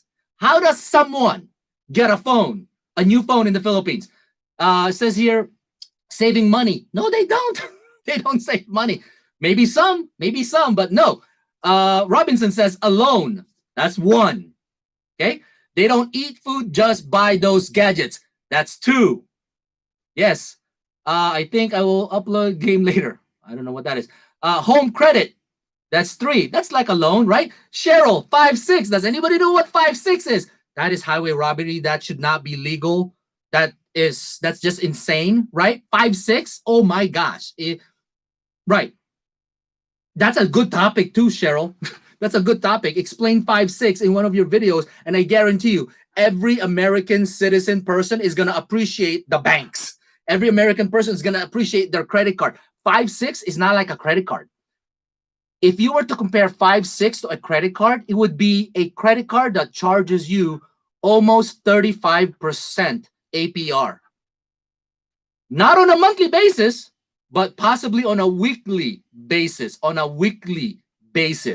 Okay? 35% on your loan every week. That's what 5'6" translates to in the Philippines. It's crazy, right? So yes, they ask for a loan, 5'6" loan, or they borrow money. Savings? Not really. They don't actually save, right? But that's how they get these phones. It's insanely stupid, right? So why not go out there and do an interview with somebody? You saw that they may not be in the well situation, and just ask, hey, can I do a short interview? I want to put it on YouTube. How did you get your phone? Oh, I got a loan. Oh, okay. How long do you have to pay? Every week, every 2 weeks, every month? And what's the rate? And then you could do the math and add it up. I guarantee you, people in the United States would eat that up. Because they're going to be like, oh my gosh, are you insane? Are you crazy? You guys are already living this way and you're still finding a way to get phones. Okay? It's because it's a necessity. I mean, it's amazing. I really am amazed. When I go there, I went there last time. I already had the iPhone 7 Plus. It was already a year old at the time, right? A year old. And I go there and I see a lot of family members, a lot of people running around with the new iPhone 10, iPhone X, right? iPhone X, iPhone 10. And I'm thinking, how are you paying for this? How are you paying for this stuff, right? There's a lot of ways that you can do documentaries. I mean, oh my gosh, you guys have such a wealth of opportunities in India, in Asia, in all of these places. Think about this, okay? Even you document the tricycle, right? Tricycle or jeepney. You guys understand, if you're in the Philippines, a lot of those people that do the tricycle and jeepney, they don't own those tricycles. They don't own those jeepneys. They do what? They pay rent, like boundary, right? There's a certain amount that they have to pay every single day, and then they calculate how much they make after 8 hours, right? You can do a lot of that documentary. There's a lot of that. Now, keep in mind that you may be thinking, well, how am I going to do a documentary that way? Are you kidding me? Are you trying to tell me that you live in the Philippines and you don't know someone who does, tricycle? you don't know one or two people, Kuya Enteng, Kuya, Kuya this, that they don't do tricycle? Just interview them and show the world what it's like to live in the Philippines, in Asia, in India, in Africa. Show the world. Jeepneys. You can't possibly tell me that you live in the Philippines and not know someone who operates a jeepney. Do the same thing, right? You have to think outside the box, you guys. You can do so much with your channels. And how do you now we have all of these topics, right? Let's get to the nitty-gritty part of this. We have all of these topics, right? That you can do. How do you wrap that around trending topics? How do you wrap that around in trending topics? So, okay, let's do a pop quiz. Most of the trending topics right now, if you look at Google Trends right now, they're always talking about some major event. Right now, I believe it's the is it the Grammys? Yeah, I think it's the Grammys that's massively trending right now, right? The Grammys is massively trending. Besides that, obviously Thanksgiving was a trend as well because all of the videos coming up for Thanksgiving, but also coming up is going to be trending topics for Christmas, right? But on a general basis, most of the trending topics on YouTube are pertaining to individuals. Yeah, pertaining to individuals, pertaining to the Kardashians, pertaining to, you know, something. It's always at one point in time, I think over 500,000 searches was done for this person out of I think Korea, out of Korea. I think it's like a band, a girl band in Korea, right? So we know that a lot of these trending topics are most of the time they're like people, right? But it's not like it's one or two trending topics. It's like a list of trending topics, but the people, the highest trending topics are normally, people, right? But also, I'm sure you probably remember this, Justin Bieber, right? Holy crap. He was one of the heaviest searched person on YouTube, right? Yeah, politics, obviously, the Trump versus Biden stuff, right? I get that, right? But it's always about people, right? So how? Think about this, right? So how do you think you can actually wrap your topic to your show, your channel? How do you think you can wrap your show or your video to one of a personal trending topic? How? Because you might be thinking, what does Justin Bieber or what does the Kardashians have to do with street food in the Philippines or tricycle or jeepneys or the parol, right? What does it have to do with anything? And this is a way that you could actually, and this is something that I've been thinking about because I'm thinking that, you know what, I can take some of my videos and wrap it around a certain topic, and then of course throw a shout out there, right? You never know. How do you think some of our monetized members were discovered by the TV host, right? By the newspaper or by brand names that hey, if I send you something, can you sponsor it on your YouTube channel, blah blah this and that, right? How do you think they got discovered? Because people saw them, right? So if you actually do some of these, who knows? You might actually get discovered. We have one channel right now that San Miguel Beer, which is what? The largest beer company in the Philippines. Okay, San Miguel Beer asked them, can you do a voiceover on your channel, on your video about San Miguel Beer? So getting San Miguel Beer as a sponsor, come on, seriously, right? I would prefer Red Horse. I don't drink MSB San Mig Light. I drink Red Horse, right? But if I was gonna get a sponsor, I would want Red Horse. So Red Horse, if you're listening to this, if you want me to sponsor you, send me some alcohol and I'll do it. Okay? That I want the sipa ng kabayo right. Okay, I want it done in a bottle this big, not in a bunch of little bottles for a while, right? Extra strong. Right. It is, right? Colt 45, hey, you know what? I'll do it. But I've always had a bad experience with Colt 45. I wake up the next day, I have amnesia. I don't know what the heck happened the night before, just because it does a chemical reaction in my body that just doesn't line up. Colt 45, oh my God. Right? I can't remember anything the next day.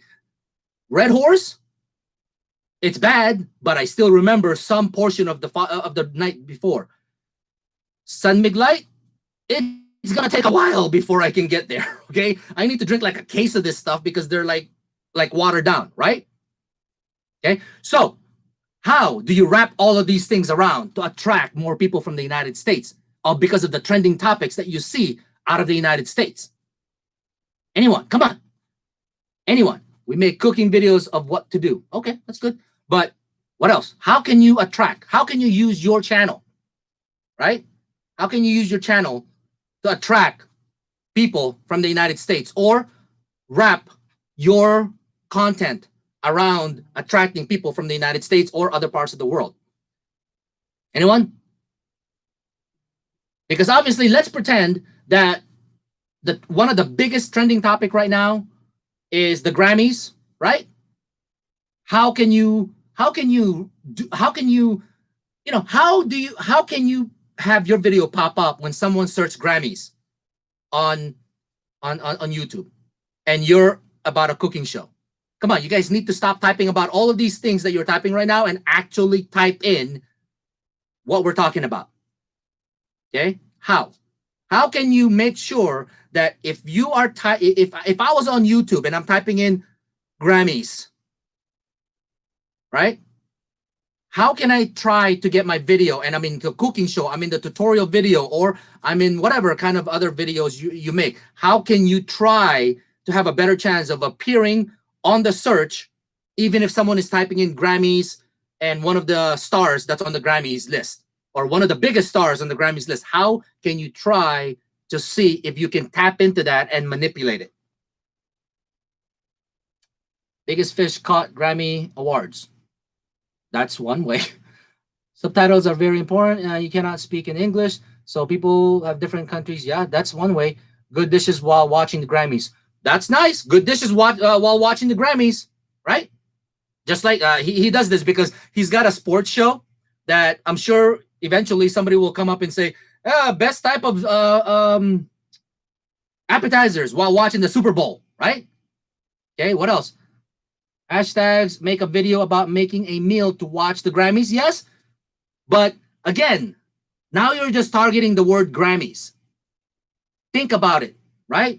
How do you target the word Grammys, and how do you target the word, on the list of the Grammys people in there, as far as the people that's in the Grammys, so that when they're searching the person's name and Grammys, there's a chance that your video could show up. Put the Grammys background while cooking. No, don't do that.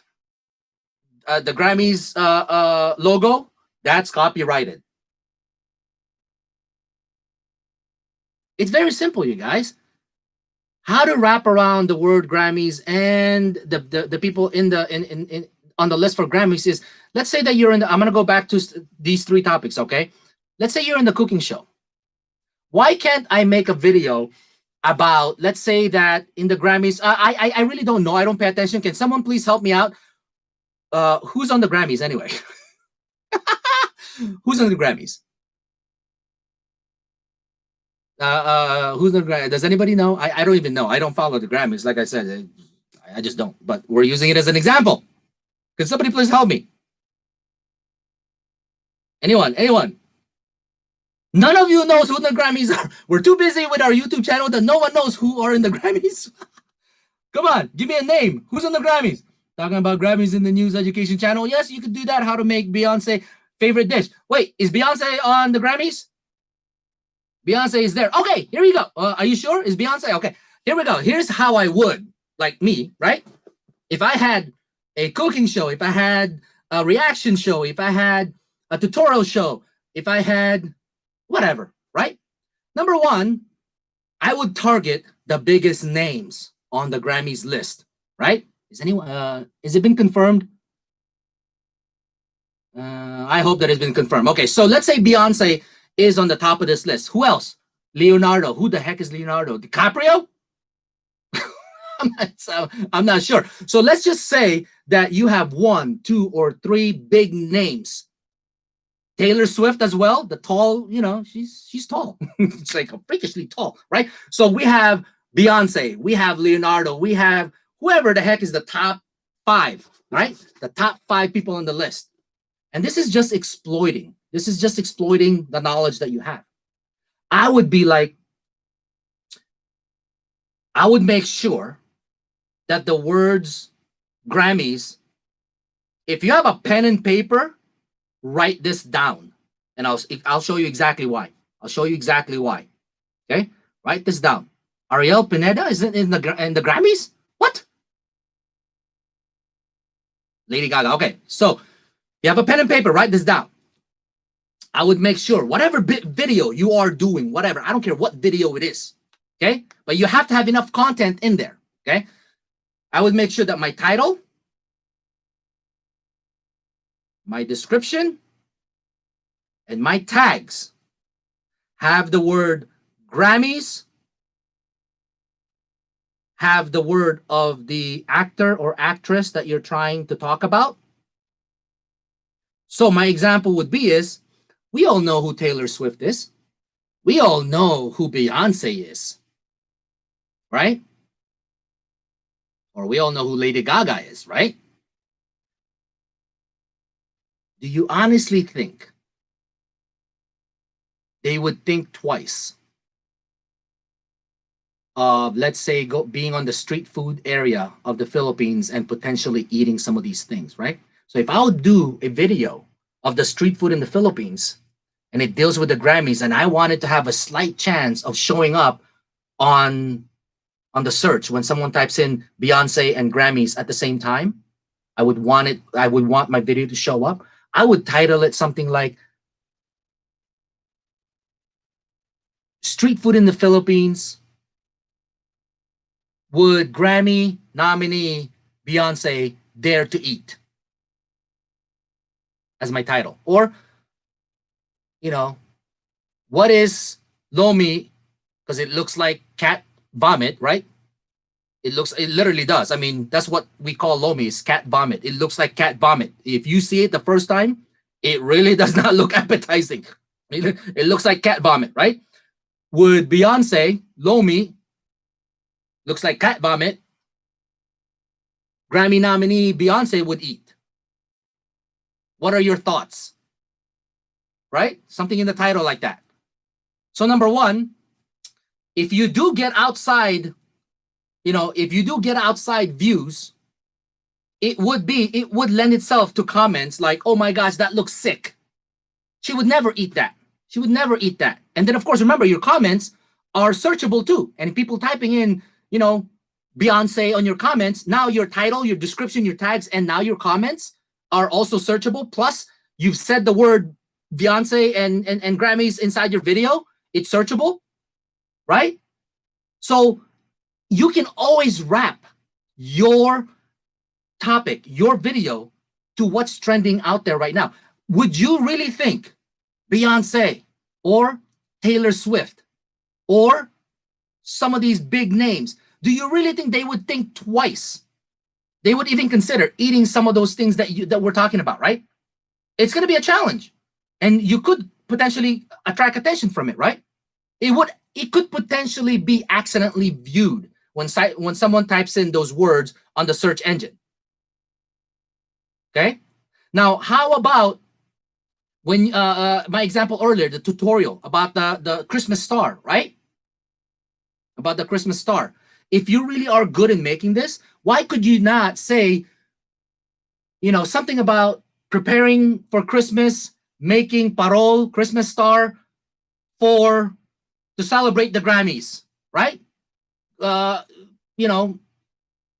one of the stars. And in reality, if you're in the Philippines, this would be very difficult. But think about this, right? What if you could actually build a Christmas star to your favorite Grammy nominee, right? But on your title, you actually included their name and Grammy, the word, the word Grammy on your title, and actually invited them. You never know, right? You never know. And said, if you are receiving this video, please let me know. I would love to ship one to you. I would love to ship one to you. It's homemade. It's, from the kindness of our heart. I would love to ship one to you. Do you know that when people actually see these videos, you may not get a response from Beyonce, right?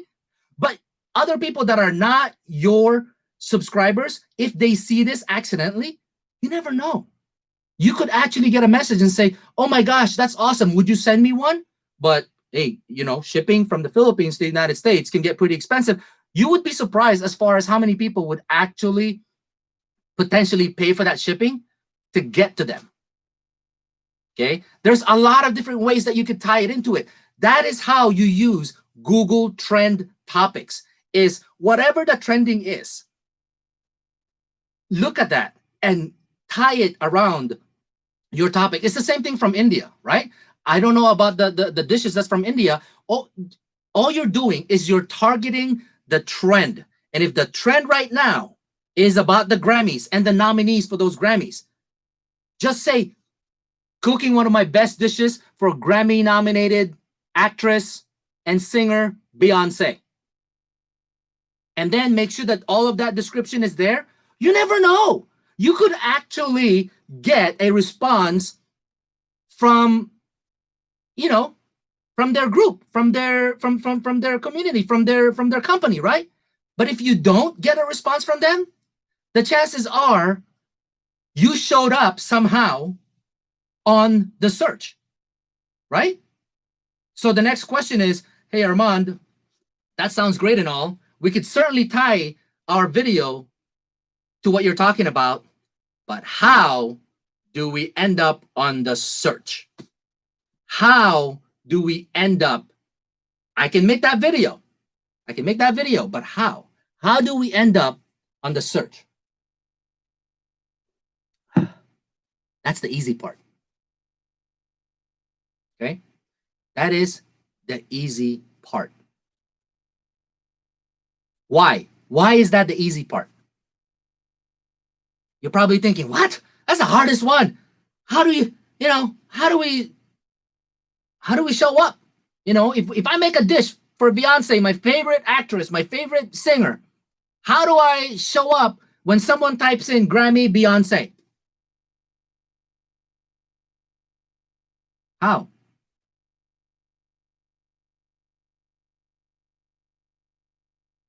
Search in YouTube search bar. What? No. Wait, what? How? How do you show up?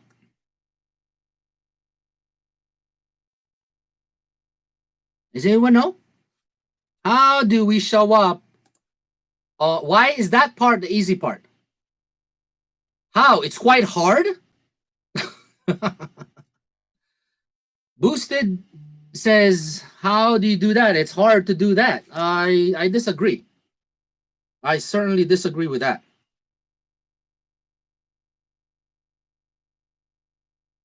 Collaborate, relevant keywords, SEO. There it is. Mr. B is the SEO. Okay? The SEO. Okay. We have an SEO team in our community, right? I'm going to give you this style and show you exactly why I'm encouraging you this, okay? We have an SEO team in our community.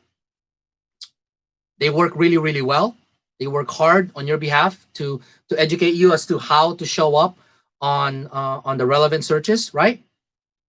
Now, I said this before in the Discord meeting that we had last. In the last Discord meeting we had last, I told everyone that I am probably one of the individuals that do not, previously, I was not practicing SEO.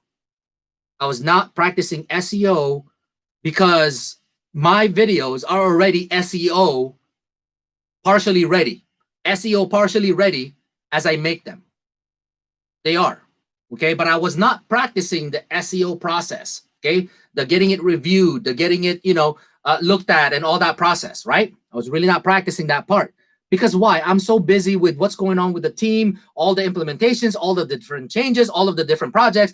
I really don't have any more time to do the actual SEO process, okay? Well, in recent times, very recent actually, in the last 2.5, maybe 3 weeks at the most, I started to have a little bit more time. I started to put more time and effort into SEO. So that's what I've been doing with the team channel right now, is that I'm doing a lot of SEO process into it, right? Well, lo and behold, it is getting a lot of organic views. How do I know it's getting a lot of organic views? Is because I'm seeing comments in there about from people that are not even aware of who we are and what we do.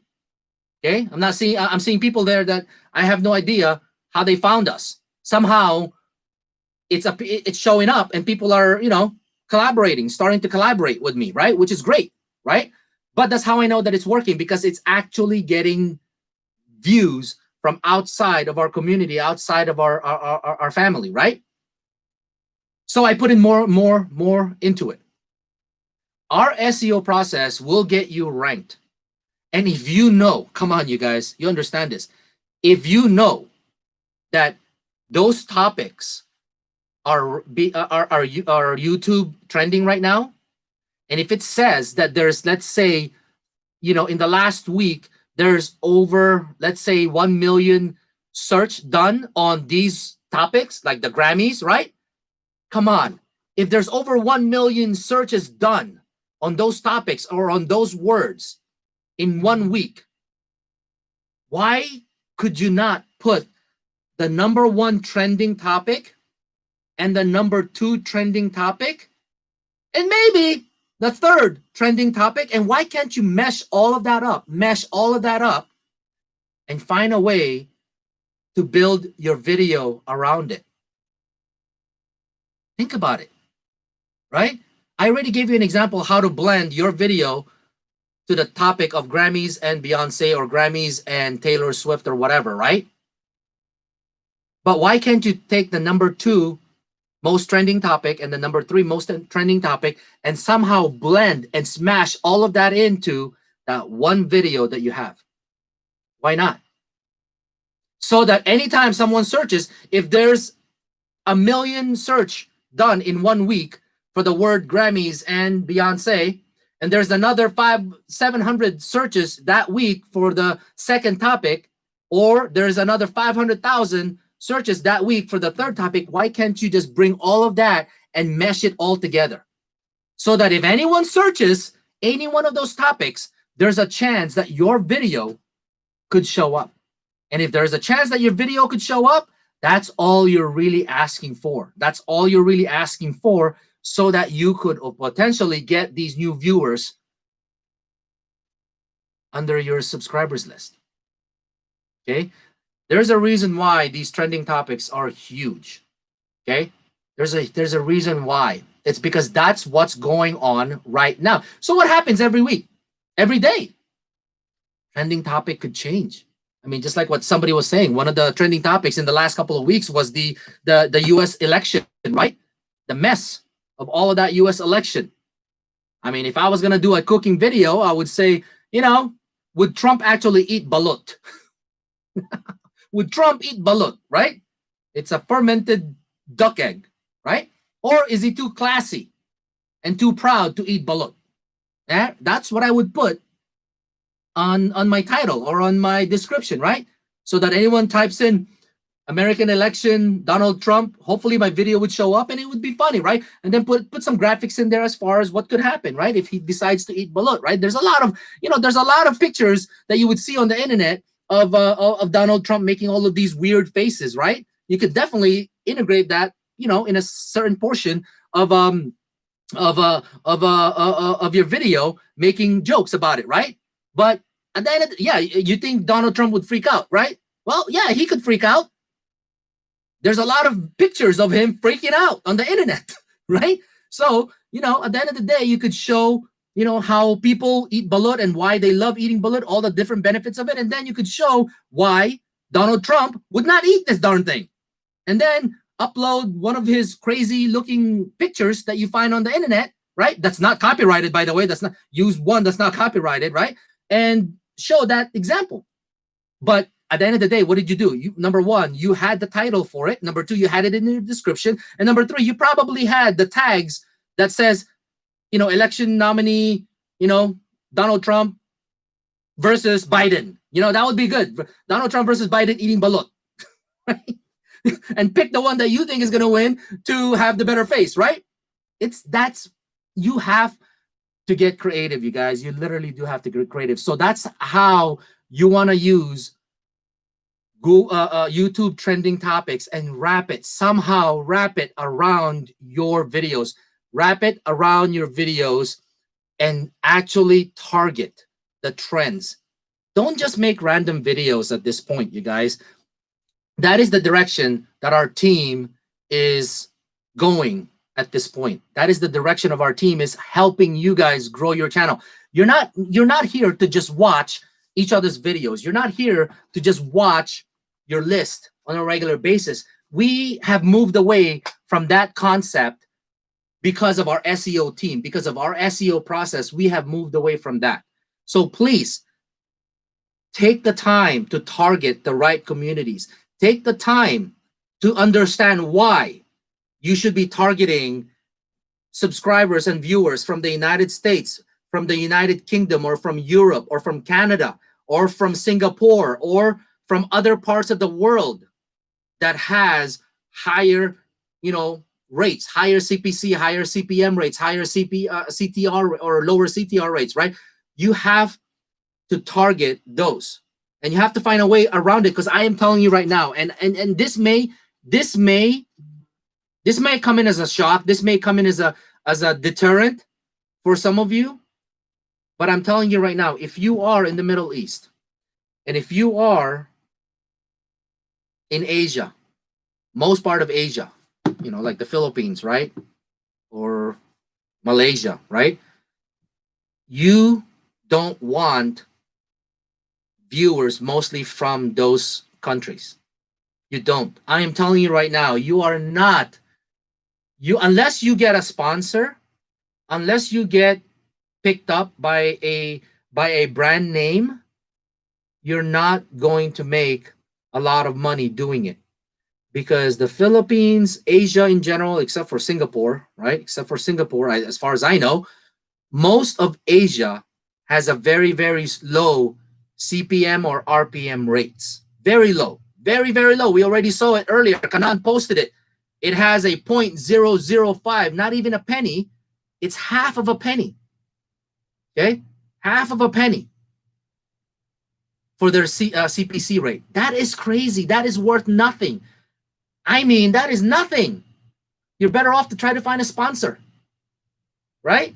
So please, I know that you love your countrymen. I know that you want to show your video to your countrymen and to your fellow, Filipinos and, fellow people from India, people from, Africa or Middle East or whatever. I understand that, but they are not going to help you. Well, they are going to help you make money, because the more that you get visible, then maybe there's a chance that you could get picked up by a sponsor, right? But you're not going to make money from their views. You're not.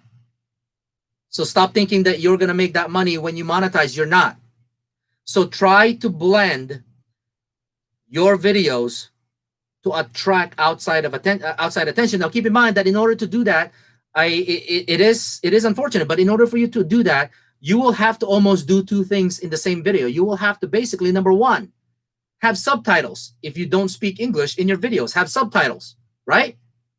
Or number two, actually speak English in your video. It doesn't matter if it's crooked or baloktot or that doesn't make any sense. The fact is, it's partially in English, allowing the viewers to be able to understand a portion of your video, right?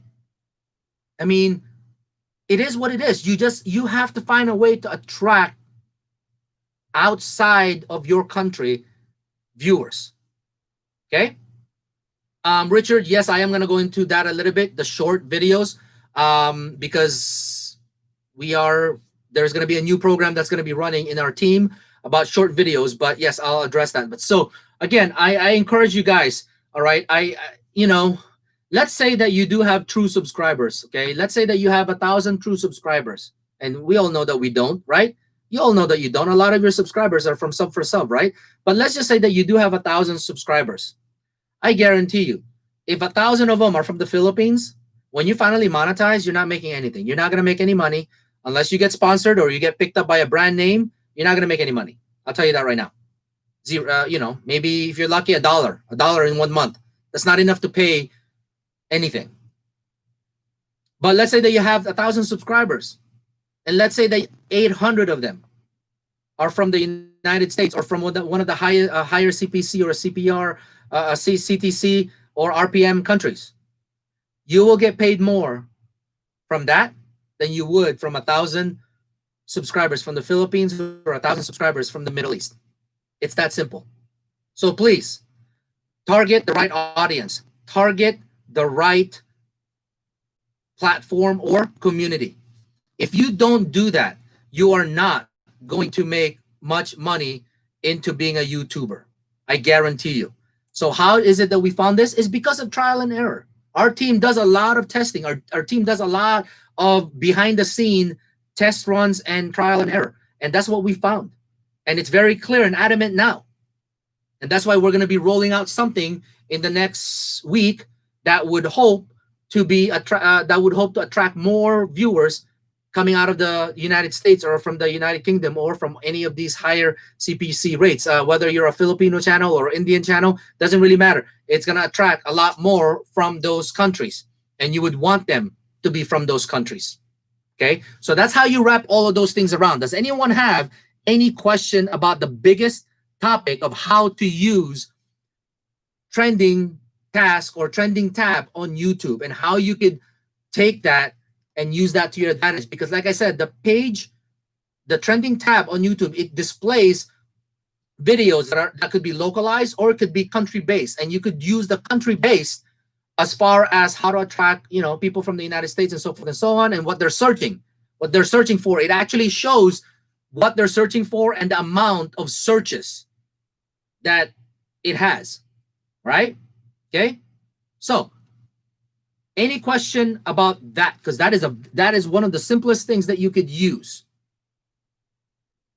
Ganesh says, will clickbait be a good thing? No, clickbait can only basically get you the view right there.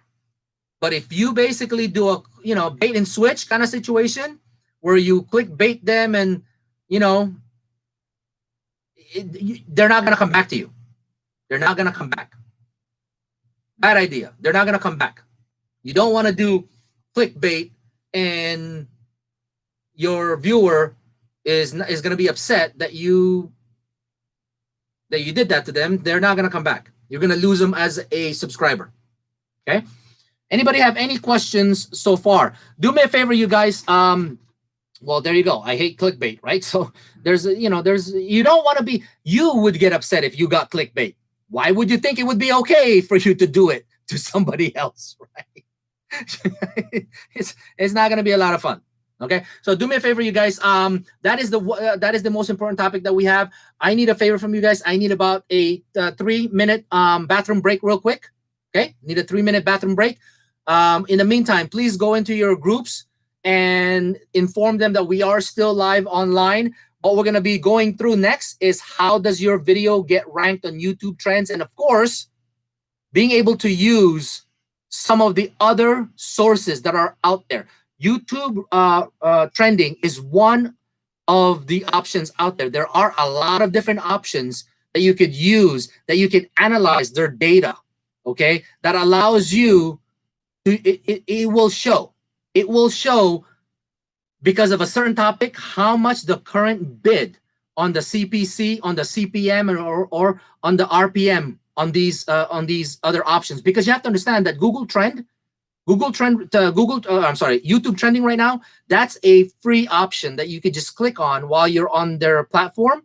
But there's a lot of ones that you could use outside of Google trending, that once you see the Google trending, what we're going to be talking about is how to take Google trending topics and take those and apply it to some of these Google keyword tools that are out there, so that now you can target, if you're a monetized member, you can target the highest CPC rate or the highest RPM rate or the highest CPM rate based on the #1 topics. So I'll dive into that a little bit as soon as I get this bathroom break, but that's literally taking a trend that YouTube has right now and taking that trend topic and putting it into some of these keyword tools that are out there, and it will tell you what are some of the highest paid keywords or topics based on those two criterias. Now you are literally diving right into, or you're literally squeezing yourself into that niche, that specified niche if you apply these two together, right? So go into your chat rooms, please. Uh, let them know that we're still online. Have them come in. Again, they miss out on this. They are not getting the same information as you are. A lot of information. I just want to do this for you guys so that you no longer have to. You guys need to step away from just watching each other's video, watching the playlist, all that stuff. That is the past. It is the current thing that we do from time to time here, daily basis, right? But you should be growing your channel. So please get to your groups, notify them, give them this link, right? Dong Vibe says, do you think Armand thumbnails has also CPR, or you mean CTR or CPC? I'm not familiar with CPR, cost per. I'm not sure what that is. But if you're asking if your thumbnail has effect on your CTR, has an effect on your impression rate or impression RPM or click-through rate, right? Or if it has an effect on getting higher CPC, absolutely. Okay, absolutely. It ties all into it. Everything about your channel, your thumbnails, the video itself, the words that you use inside your video, the description, the title, the tags, what else? I'm sure there's a few more. All of those has something to do on how to increase your CPC, your CTR, your CPM, your RPM, impressions, and video views. Impressions are different. Impressions are different from the regular CPM or RPM rates. You'll learn this when you get monetized, that there are two RPM rates. One is impressions and one is just the regular RPM. Impressions is key when you're talking about a monetized member. Okay, when you're talking about monetized member, impressions are key. But when you're talking about a non-monetized member, the regular RPM or CPM is key because it's gonna allow you to get boosted on the search engine. Okay, but when you have both of them, it gets, yeah, you're boosted from both directions. So that's a good thing. Okay. Proper niche is the key. Lighting and audio. Cheryl said, I'm not really sure what that means. Stamps, titles, thumbnails, tags, descriptions, cards, premiere. Yes, there you go. He just dissected it for me. Thank you, Richard. Okay, please get your members in here. We are crossing into a different time zone now. There's people that are going to be dropping off of this live stream. Unfortunately, they're going to miss out on it, but that's okay. They can always just watch the replay of it and jump right into where you last left off so that you don't miss some of the information. But there are members that are coming on live on the chat rooms right now. Please let them know. Bring them over so that we can go ahead and make sure that they have at least a partial of the information that is being brought forth today. Okay, give me a few minutes. I am just going to take a little bathroom break. Also, get the link out to the PC and CP and welcome room so that the new members can partake of this. The new members need to know that we are not a watch for watch team. We are an actual community growth, YouTube community growth team. That's what they need to understand. I'll be right back.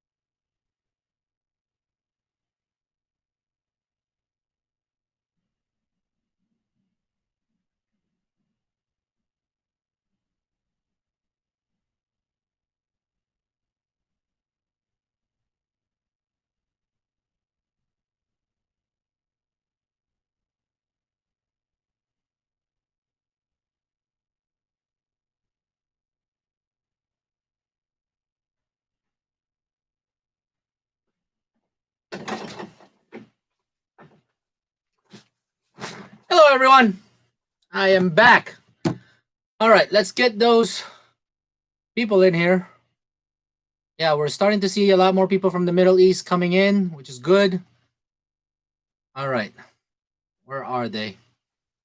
I know that they're just basically coming in, or a lot of them are doing shopping on Black Friday. All right, for the people that are in here, if you haven't already done so, don't forget to like on the bottom of the screen. Don't forget to like the live stream, and hopefully it'll catch some momentum. Also, if you have comments, so far what the what the live stream has done for you so far, please put those comments in. It doesn't really matter if you comment like 2 or 3 different things, 3, 5 different times.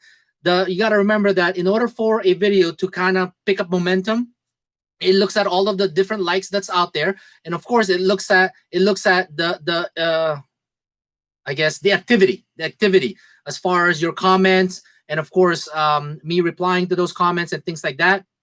Just make sure that you continue to do that, because obviously the more comments that we get, the more likes that we get on our videos, it helps that particular video to kind of boost and rank up. So please make sure that you hit the like button, and also put some comments in there as we go along, so that we can go ahead and make sure that we can remember some of those things that we need to kind of address and talk about. All right. One of the things that I wanted to jump right into before I do forget is one of the topics that Richard presented, the short videos. Okay. I've done a lot of research on this just because I wanted to see what the integration is, why YouTube is promoting this at this time. And of course, vidIQ is one of those platforms that I use as far as evaluating my videos, or evaluating keywords and tags and things like that to help my videos rank up. And I know a lot of you guys use it as well. And vidIQ put out a video out there pertaining to the shorts, right? But it's a little outdated, and I wanted to kind of let you know a little bit more about it. Now, if you're a monetized member, or if you're not a monetized member, it doesn't really matter, because eventually you're going to monetize, right? Well, shorts, according to the vidIQ video at the time, right, it has a lot of different positive impact. And one of those impact that it allows you to do is it could potentially suggest your video. Now, the way that it works is it's not like when you're watching a regular video. Okay, when you're watching shorts, if depending on what your tags are, depending on what your keywords are, depending on what's in your description and your titles, it automatically puts you in the queue. Okay, think about this, you guys. It automatically puts you in the queue. Now, you got to look at this both sides. And a lot of you guys probably use TikTok, right? And on TikTok, when you just randomly search a particular topic or a particular video, after 60 seconds, depending on how long that particular video is, it just continues to play. It just continues to play the next suggested video, the next suggested video, the next suggested topic. It just continues to play that, right? But you also have the option to jump into other videos, right? Well, on YouTube, it's slightly a little different, right? It's slightly a little different. What it is it puts you in similar platform or similar category, that the way that TikTok does it, right? But YouTube puts your video in a suggested list, and it'll just keep playing, right? All of these different 1-minute videos will just keep playing. And when someone likes what they hear from you, they can click on your channel and realize that you have other videos, a little bit longer ones, right? Not just a real quick 60-second video, and a little bit more elaboration on something that you did a short video on. So the chances of them subscribing to your channel is high, and the chances of them watching the actual full-blown video or the full duration of the video is high, because they want to learn more about what you're talking about, right? So how do we intend to capitalize on this? It's very simple. Every single one of you should have your shorts video, including myself. So I'm putting something together that's going to allow me to do short videos, 1-minute videos, to put it on the shorts, right? How does that apply? Well, it's very simple. You're probably thinking, oh my gosh, it's already hard enough to do my regular videos. Now I have to do a short video. I heavily encourage you to do your short video. So how do you do a short video? Very simple. You know that you're gonna do a 5, 8, or 10-minute video, or maybe even a 20-minute video about a topic, right? Before you do that video, write out a template. Write out a template for 60 seconds, like a script. There you go, a script. Write out a script that will take you anywhere between 45 to 59 seconds to do. Hype up, be excited inside that 60-second, be pumped up, be hyped up, be motivating, be encouraging, right? Record that video first, right? Record that video first. Now you have your 1-minute short as an introduction to your actual video of 10 minutes, 15 minutes, or 20 minutes. Okay, you guys follow what I'm saying? So what exactly are you actually doing? What exactly are you writing or doing in that short video? Can someone give me the closest analogy, or what is that 1-minute video? What is that 1 minute? Think outside the box, you guys. Think outside the box. What is that 1-minute video? So everyone should be doing this. Every single one of us should be doing this. Advertising? Yes. Okay, fine. It's advertising. I get that. But what is it truly? Remember, if you're going to do a video about, let's say, I'm going to keep, bingo, there it is. It's a trailer. It's a trailer for your actual video. So I've got, let's see, somebody in tutorial, right? For example, George Sierra. Shout out to George, man. George helps me a lot. George helps me a lot when it comes to my thumbnails, right?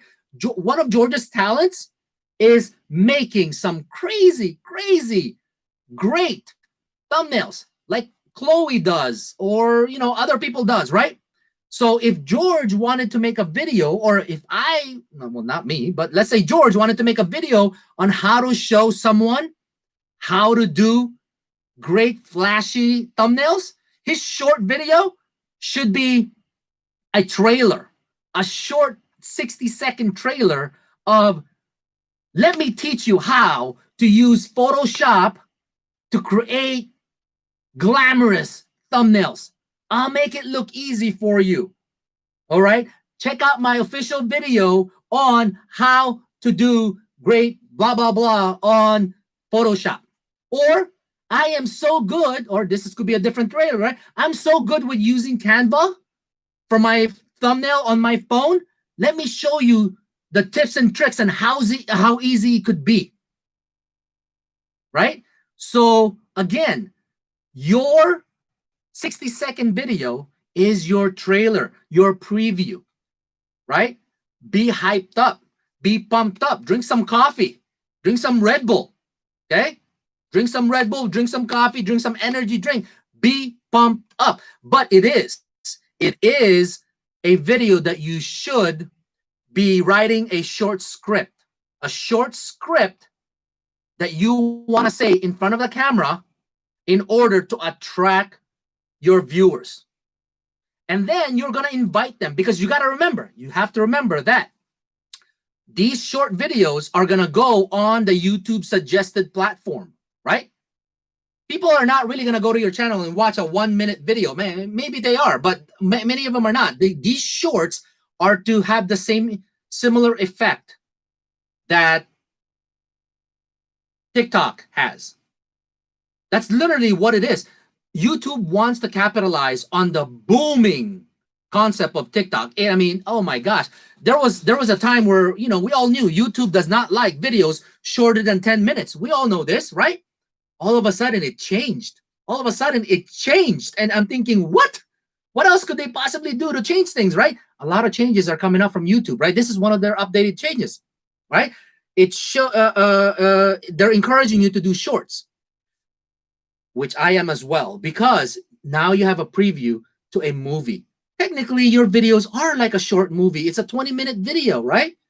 Or a 15-minute video or a 10-minute video. Do a preview of what you're going to show them in 10 or 15 minutes so that when they see your short video, they can click on your name or click on your channel and go to your video and watch it. And there's a good chance that they would hit subscribe to that. Okay. I hear ads are coming to non-monetized videos. Yes, I'll address that here in a minute. So that is my encouragement to do shorts. It is a very powerful tool because of the wave of TikTok, because of the tidal wave of attention that TikTok is getting, and YouTube wants to capitalize on that. And it only makes sense. Come on, seriously. Why wouldn't they want to? But they put it in a certain platform. Yes, they did, kind of put some restrictions as far as it can only be done on a vertical aspect, not this full screen aspect, right? And it has to be less than 60 seconds. And there's a lot of different criterias as to what you can and cannot do to it. But if you follow those guidelines, I assure you, it is going to help you. Okay? So please consider doing that. You're already doing the video. You're already doing your video for 10, 15, 20 minutes. Why not take the first 59 seconds and record that first and be pumped up and crazy in that intro so that you can attract more people to watch your official videos? Okay, look at this. There's a person here that says my short video got viral, 5.7 thousand views. Okay, 5.7 thousand views. You can't possibly tell me that this person does not appreciate that. Okay, but here are a couple things that you're gonna find out. Yes, those views thus far, okay, according to vidIQ and a couple of sources that I researched, a couple short videos, those minutes that you get from short videos does not count towards monetization. Unless they've changed it, unless they've adjusted it, because I know from the time that I watched this introduction on short videos, it wasn't counting towards the monetization minutes. Okay, so they got smart. What they actually did was they opened a separate channel strictly for their short videos. So if you look at vidIQ, there is a specific channel that they put all of their short videos in because of a couple of reasons. And I'll go through this, okay, for a couple of reasons, okay? It says here, shorts type and title. No, it does not count. Yes, no, it doesn't count. Yes, sir, it do not get ads. No, that is the change, okay? vidIQ also made the comment that shorts do not get ads. I am here to tell you, it is mistaken. Unless I was watching the wrong shorts videos, it is mistaken. We have a few members in our monetized team that does shorts, and every time I watch their short videos, ads come up first. Now that is impressive. I'm going to basically give you a numbers game here, okay? I'm going to give you a number, okay? And this is common sense. It's numbers game, okay? Let's say that you have one video and it's 20 minutes long, 10 minutes long, 15 minutes long. Who cares? 10, 15, 20 minutes.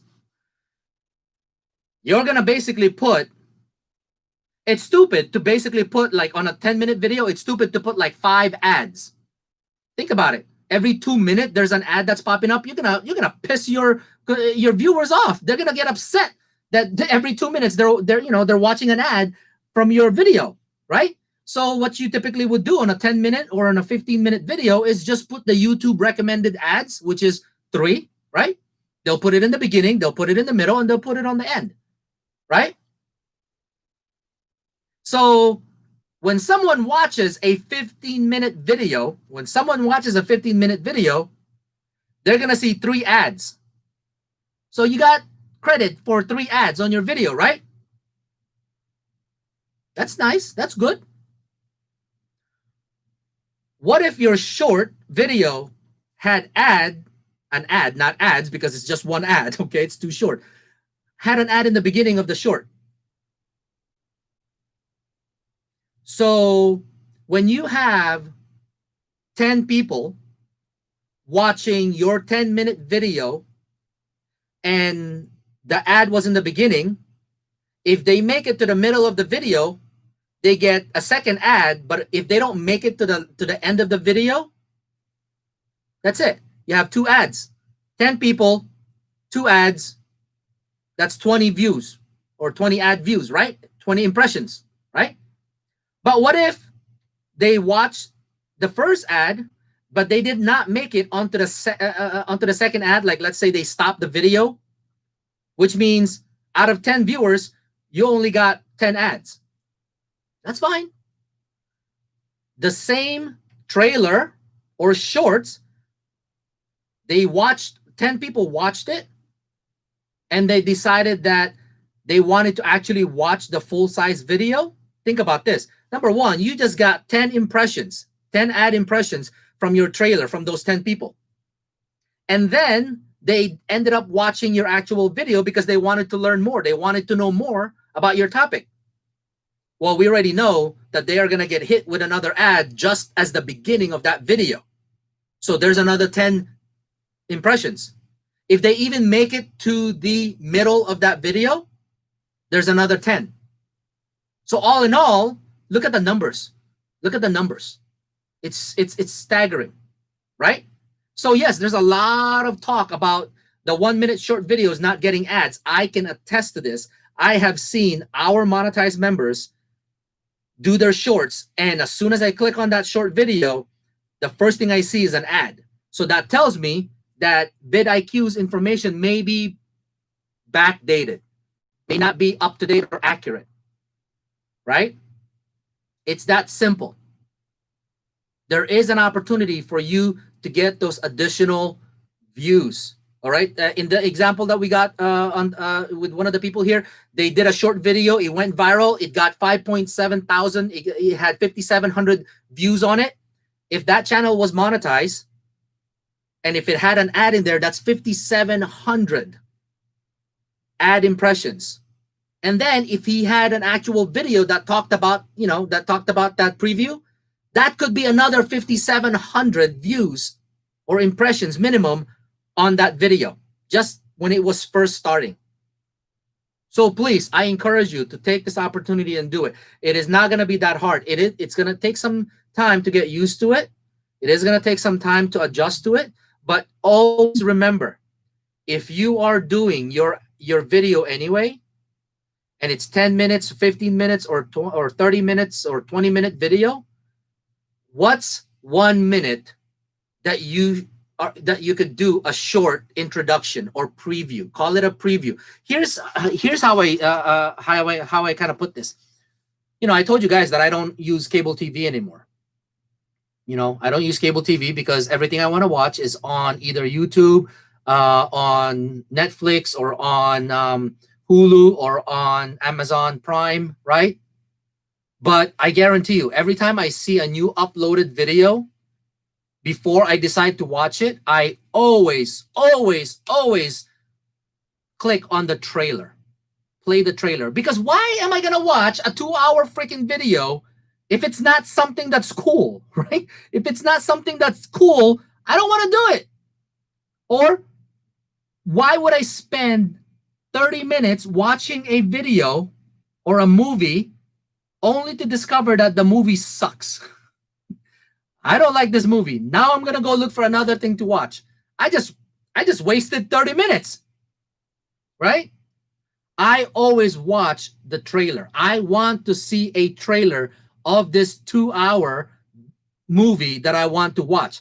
If the trailer is attractive, if the trailer, for me, I look at a lot of things that explodes, right? If the trailer is a lot of explosion, a lot of carnage on the trailer or on the preview, if the trailer is exciting, then yeah, after I watch the 2-minute trailer, then I'm gonna go click play the movie. It's the same thing for your shorts. Your shorts should promote and hype the video up so that when I watch your trailer, I see how exciting it is. I'm going to basically stop the recommendations on YouTube, and I'm going to click on your channel, and I'm going to look for that video, right? The video that you're talking about, that you had a trailer for, and I'm going to go play it to see the full version. Oh, Robinson is right.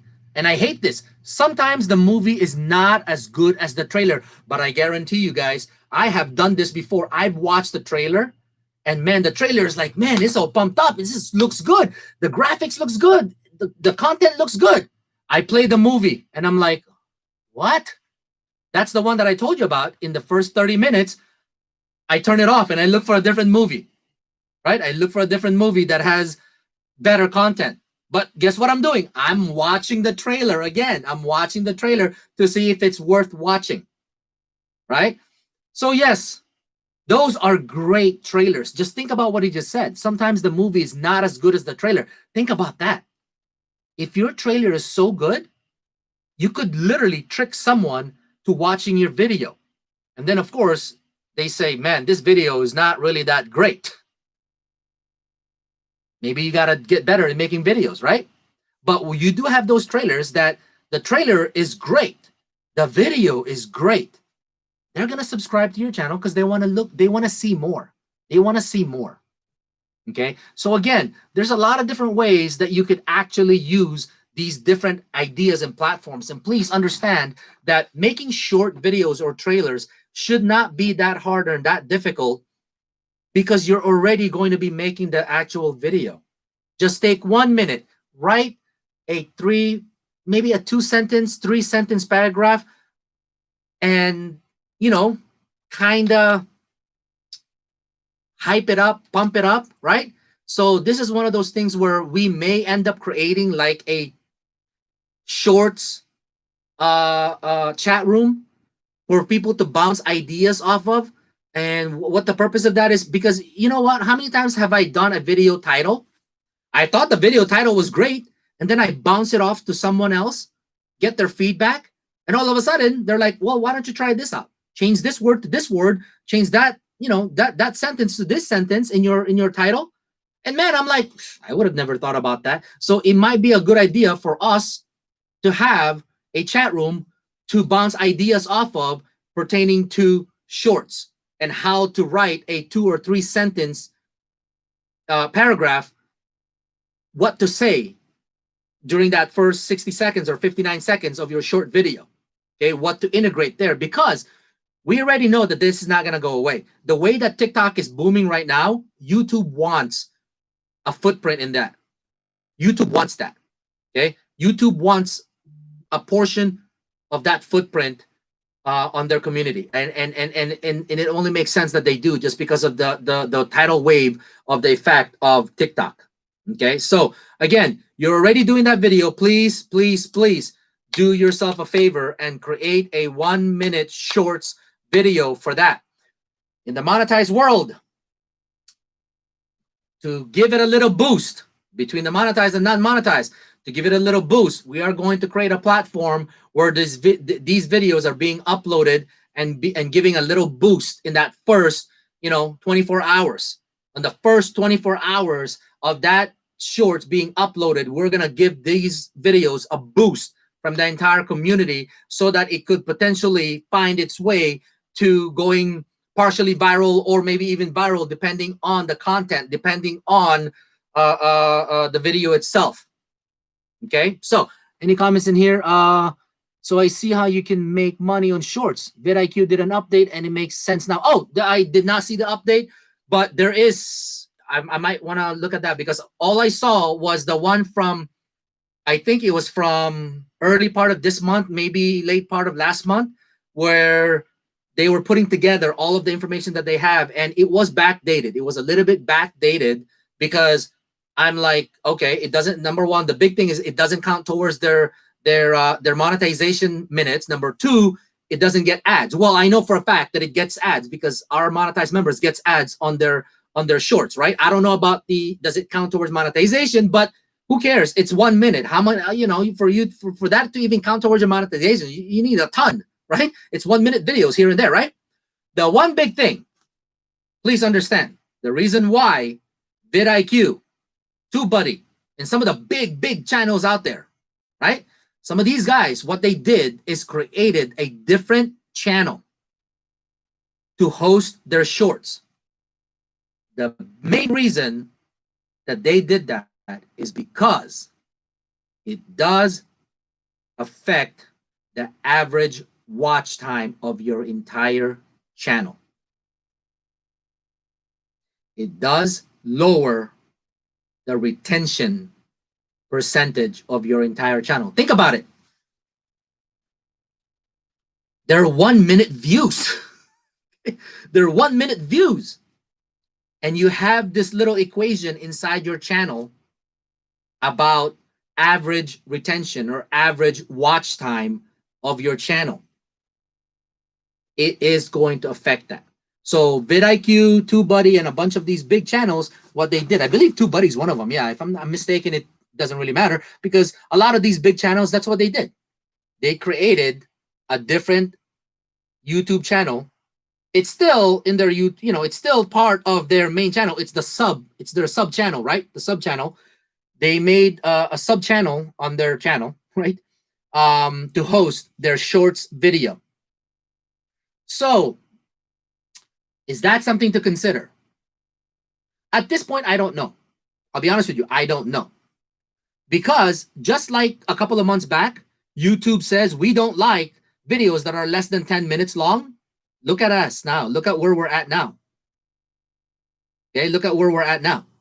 Now, all of a sudden, we're being encouraged to do shorts, right? So who knows how it could change in the next month or two? Who knows how it can change moving forward, right? So maybe it would make sense. I don't know. Am I going to tell you, am I going to sit here and tell you that you should have another channel underneath your existing one right now? I'm not going to do that. You're going to have to make that decision for yourself. For me, I probably don't know yet. I know that I'm making shorts. And if it truly does have a massive effect on my primary channel, then maybe I would consider opening a second channel just to host those shorts, but it'll link towards the main channel. All the descriptions, all of the links will link to the main channel itself so that they can see all of the previews here in one channel, but all of the main videos are in a different channel, but they're all linked together. Okay, so that's something that I might be, wanting to do, but I'm not sure yet. So it is beneficial for you. Just think about this. You guys, I already told you, you're already making those videos. You're already making those longer videos. All you have to do is take a few minutes and write out a script of what you want to say and how to hype it up. Put some graphics in there. Put some, put some things in there to attract people. And then upload that at the same time of your video. And for us as a community, we're going to give it a little bit of a boost moving forward. Monetized versus non-monetized. We're going to basically create a method or a process. And I think you guys know how this works, is we're going to give those videos a boost in the first 24 hours. I mean, you could literally have 200 or 300 shorts all at the same time, and they're only 1 minute a piece anyway. 200 or 300 short videos from, members all over the place, and they're only 1 minute videos. They could go rapidly over and over and give it that little boost and give it that little recognition from the YouTube community out there, so that people could potentially, hopefully it'll have the chances of showing up on the shorts recommended list when people are watching these short videos, just like TikTok does. Okay, so that's the niche and background on shorts. So let's see if somebody's making some or having some questions here. Mr. B says YouTube is making changes. It will be within a channel, so users don't have to create millions of channels. There you go. Okay, so an update. For me to do shorts, it's easy. I take 1 minute. Yeah, you know what, Mario? It would be very easy for you to do a short video just because of the topic that you have. For cooking people, very easy. For tutorials, very easy. It's just a summary. It's just a summary of what your main video is about. Okay. I I think short videos or trailer can make an impact if we posted it on Facebook page. Absolutely. Marketing, getting it out there, promoting it, marketing it. I mean, it's shorts. It's 1 minute. Seriously, it's not really that difficult, right? I did a short on intro, but deleted it. Well, that's not going to work if you deleted it, right? Okay. So that's basically where that is at. Now, any other question about short videos? Okay. Now you have a video, and now you have a short video. The question is, how does it get ranked on YouTube trends, right? Listen, you guys, there's a lot of different ways that you could do this. Okay, you have to find ones that work for you. And like I said, I found a method for myself. I'm going to give you a real quick summary on that, and how I was able to rank my videos in the last few weeks, and was very impressed on the success of that. And it made a lot of sense. So, you know, the competition of content to be displayed on YouTube trending is fierce, you guys. It's fierce. I mean, like I said, every day the platform changes. All right.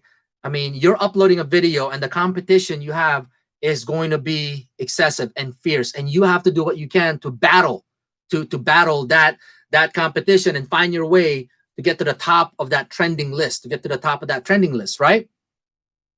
But then at the end of the day, you put work into this, you're gonna love the results, right? Since the page you can only show limited number of the videos, you know, choose content that is most appealing. Like I said, if you use the trending topics, use it to your advantage. We went through this as an example. Even if the trending topic is for the Grammys and the Grammy nominees, right? And you're a cooking channel, you can blend those two together. You can definitely blend those two together. It also needs to capture the breadth of what's happening, right? It needs to capture the attention of some of those best ranked videos that are on YouTube right now, that are getting those big million hits, right? If you even capture a portion of a video that's doing, let's say, 5 million views, if you can even get near that video when you're ranking, 5 million views, what's 0.1%, right? Come on, I'll take it. I'll take that. You know, what if you can get 0.02%? You know, I mean,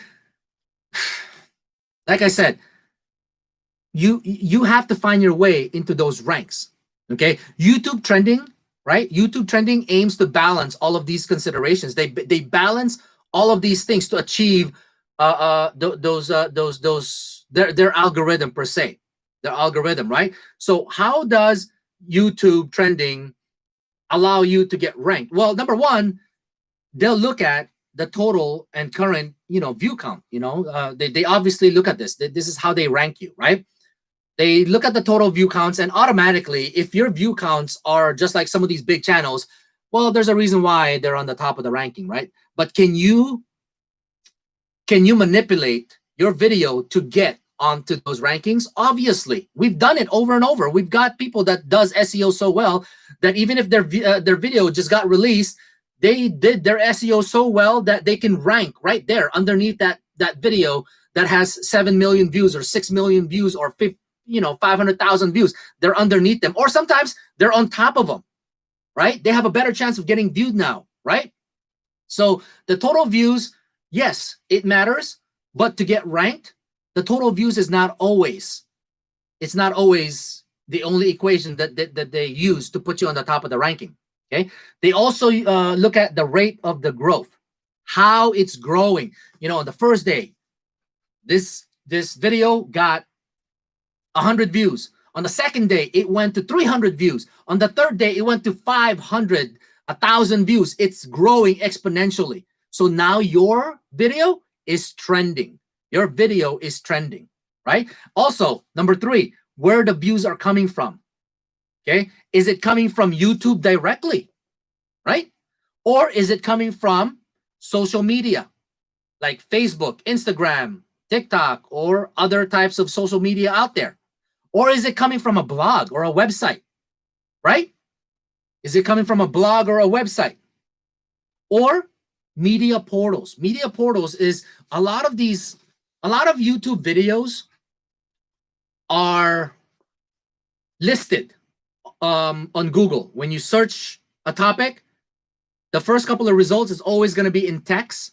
And then underneath that is going to have like 2, 3, 4, 5 different videos on YouTube that's about your topic. Okay. Those are media portals. They are a portal. So google.com, yahoo.com, bing.com, whatever.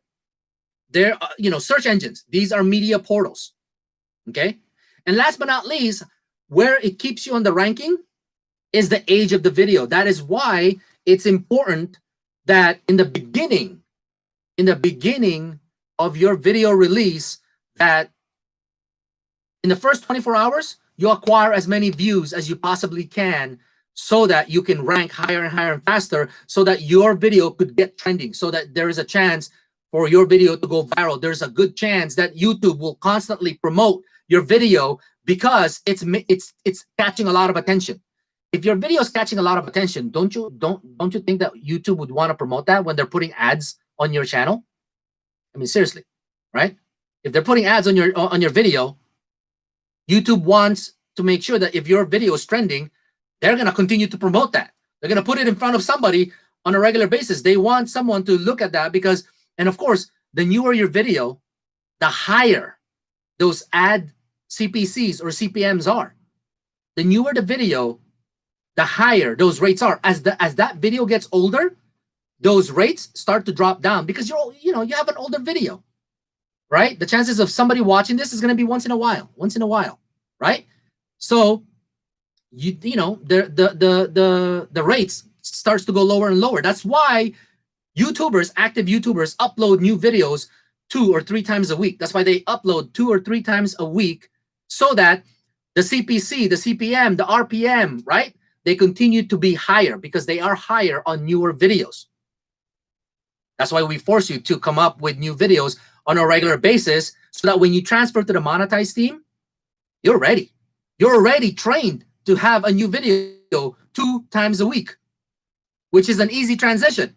Now, if you're non-monetized and you come up with a video every 2 weeks or every month, that's not going to work, you guys. That's not really going to work. You're going to lose subscribers. Come on. Those true followers are going to be looking for other channels that are more updated, that are constantly providing knowledge, that are constantly providing information. They're going to look for those people. If you're a cooking channel, they're going to want to watch other channels that are constantly providing more and more and more recipes, more and more information. If you're a tutorial channel, same thing. They're going to constantly look for new. Think about it. Our world, we lost patience. Okay? Because of technology, we lost patience, right? I mean, why wait tomorrow when you can get it today, right? We lost patience. Patience is truly a virtue. It's truly a virtue at this point, okay?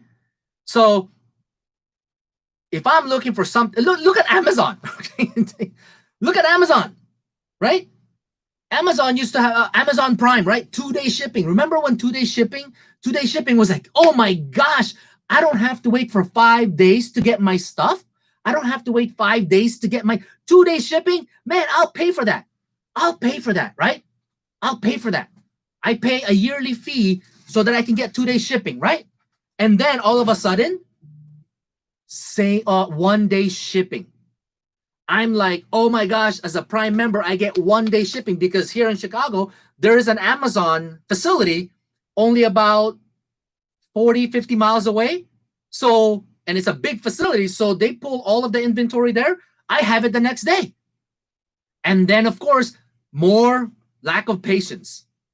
We now get same-day delivery. If I order something in Amazon and I order it before noon, I will have that product before 9 o'clock today, as long as it's over there in that big giant warehouse they have. I will have it here by 9 p.m. today. Same day shipping. Same day delivery. So patience is not a virtue that we all have. It's the same thing with your viewers, you guys. You have to constantly entertain your viewers. You have to constantly upload new videos. Now, sometimes you may be thinking, man, that's hard to keep up with, Armand. That is really hard. It's hard to keep up with. Where am I going to get constant content? That's easy. Does anybody have any suggestions? Where can you get constant content? The simplest, easiest way, something that you guys already know about the topic. You guys already know, what the message is inside those videos. Where can you get constant topic or information that you could literally create video on it? Sir, you're 1,000 complete. I don't know what that means. What's 1,000 complete? I don't know. Anyways, where? Come on, you guys. Where can you get constant content for your channel? Your subs? What do you mean 1,000? What are you talking about? Oh, okay. Whoa, that's good. Now worried about subs. Come on, you guys. Think outside the box. If you should be uploading content 2 or 3 times a week, where can you get constant content on a regular basis? Huh? Oh, come on, people. Trending. Yeah, trending. You have to do research, right? You have to do research. I don't want, I could do trending, of course, but let's say you want to upload. Let's say you want to upload 2 to 3 videos per week. If you're uploading 2 videos, you want to make sure that one video is at least the trending stuff. The other video, you're like, oh my gosh, where am I going to get a new video? Where am I going to get a new topic? I don't know how to upload 2 videos per week. What's the easiest and fastest way for you to get a new topic? Something that you can upload on your video. What's the fastest way? What's trending? Congrats, you're monetized. Really, Robinson? Yeah, I think we should try making new video every day, then wait for the results. Yeah, okay, but where? Yon info, monetized. I don't understand. Okay, anyway. Forget about the subs. Forget about this is the team channel, so it really doesn't matter. Where can you get constant content? Come on. I can show you a way that you can have 2 videos, 3 videos, okay, uploaded every week. And it doesn't take a lot of effort. Doesn't take a lot of effort. YouTube search? No. YouTube search could be the trending, right? That's the trending. So again, you want to upload 2 videos or 3 videos per week. One of them should be in the trending section, right? Because that's what we target. We want to target the trending. But now that the platform is so competitive, you probably want to upload 2 or 3 videos. But to do 2 trending videos in a week, that could get a little harder because that means you have to do a lot of research. You have to do a lot of research for your video. You have to make a lot of editing. You have to do a lot of you have to do a lot of things, right? But what's the easiest way that you could upload multiple videos per week? Shorts, old books. Sir, I need that t-shirt. No, not the one I'm wearing. The one I'm wearing is probably sweaty now, okay? I make 3 videos every week. Good. There you go. What is it? Falky Gaming makes 3. But not everybody does that. So how can someone actually do 2 or 3 videos per week? You guys seriously don't know? Come on, people. Pick the camera and shoot and upload. No, man. Gotta remember, burning emotions. We already went away from that. Before, we just pick up the camera and start recording because we want those watch hours. Now we want our content to be viable, to have some meaning and purpose. You can't just pick up a camera and start shooting, okay? Little different, okay? RAView 1 member who uploading video dailies. Okay, film 2 in 1 day and then edit. Okay, that's one way. But even if you film 2 in 1 day, you still have to think about that content. You guys are missing one of the biggest resources you guys have. Again, our team likes to think outside of the box, you know, and this is one of those benefits that you guys will get from this team is that we always think outside the box. I can tell you this right now, okay? If I go into my old channel, right? If I go into your channel, if I go into everybody's channel, there is a good chance, there is a good chance that when I go into your channel, you have a lot of previous videos, right? You have a lot of previous videos. You guys know where I'm getting at now? So one day, I'll probably do one of those trending videos, right? So that I can attract new subscribers, new attention, right? But I know I have to upload 2 or 3 videos per week to stay relevant, to stay competitive, right? So what am I going to do? I'm probably going to look at my previous videos that I did long time ago that got a lot of views and use that, remake that video, redo that video. If I redo those videos, it would help. It's like an update, okay? It's an update, not re-upload old videos. There's a difference between re-uploading old videos. You're gonna get a reused issue with that. I mean, redo those videos. And then in your title, you clearly want to say updated, you know, updated 2021, my recipe for the best possible adobo, right? Or my updated 2021 video of something that you did a year ago. Yeah, look at that. Mr. B says, yeah, I seen many big channels do it. Because you think that the information they have a year, just look at this now. Perfect example. This was only a couple of weeks ago. vidIQ did a video about shorts. And yesterday and the day before yesterday, I watched it and I know that it was outdated. Because number one, I know that our shorts have ads on it. So I know it's outdated. So guess what? One of our members here even said that, oh, they did a new video already. They updated it. And I'm sure that that video got a ton of views because a lot of people value vidIQ's input. A lot of people value vidIQ's knowledge, right? So they had a lot of people viewing their updates. Same thing with you guys. Whatever content that you have, go all the way back from the first videos that you did back when you first opened up your channel. Redo those videos. Re-record them. Re-record those videos and do a new episode on those videos. Right? That's the easiest way. Why? Number one, you all should be doing this to begin with so that it makes it a lot easier. Number one, anytime that you do a video or upload a video, you should always save your template. What template? The template on how you did that video.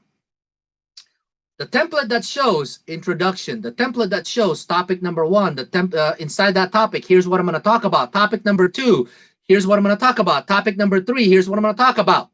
You should all be saving your templates. Because a year from now, 6 months from now, when you discover, oh my gosh, I just found something out about this video. I just found out that my own video is outdated. I'm going to do an updated video on this. You're going to go into your template. You're going to make changes on your template. You're going to make changes on your template. And when you redo that video, that is a separate updated video. Okay? That is the biggest source of new videos that you could be doing. Just look back in your channels. Look at any videos that you have that says, you know what? I did this video so long ago. I know that there's new changes to this. Let me do another one.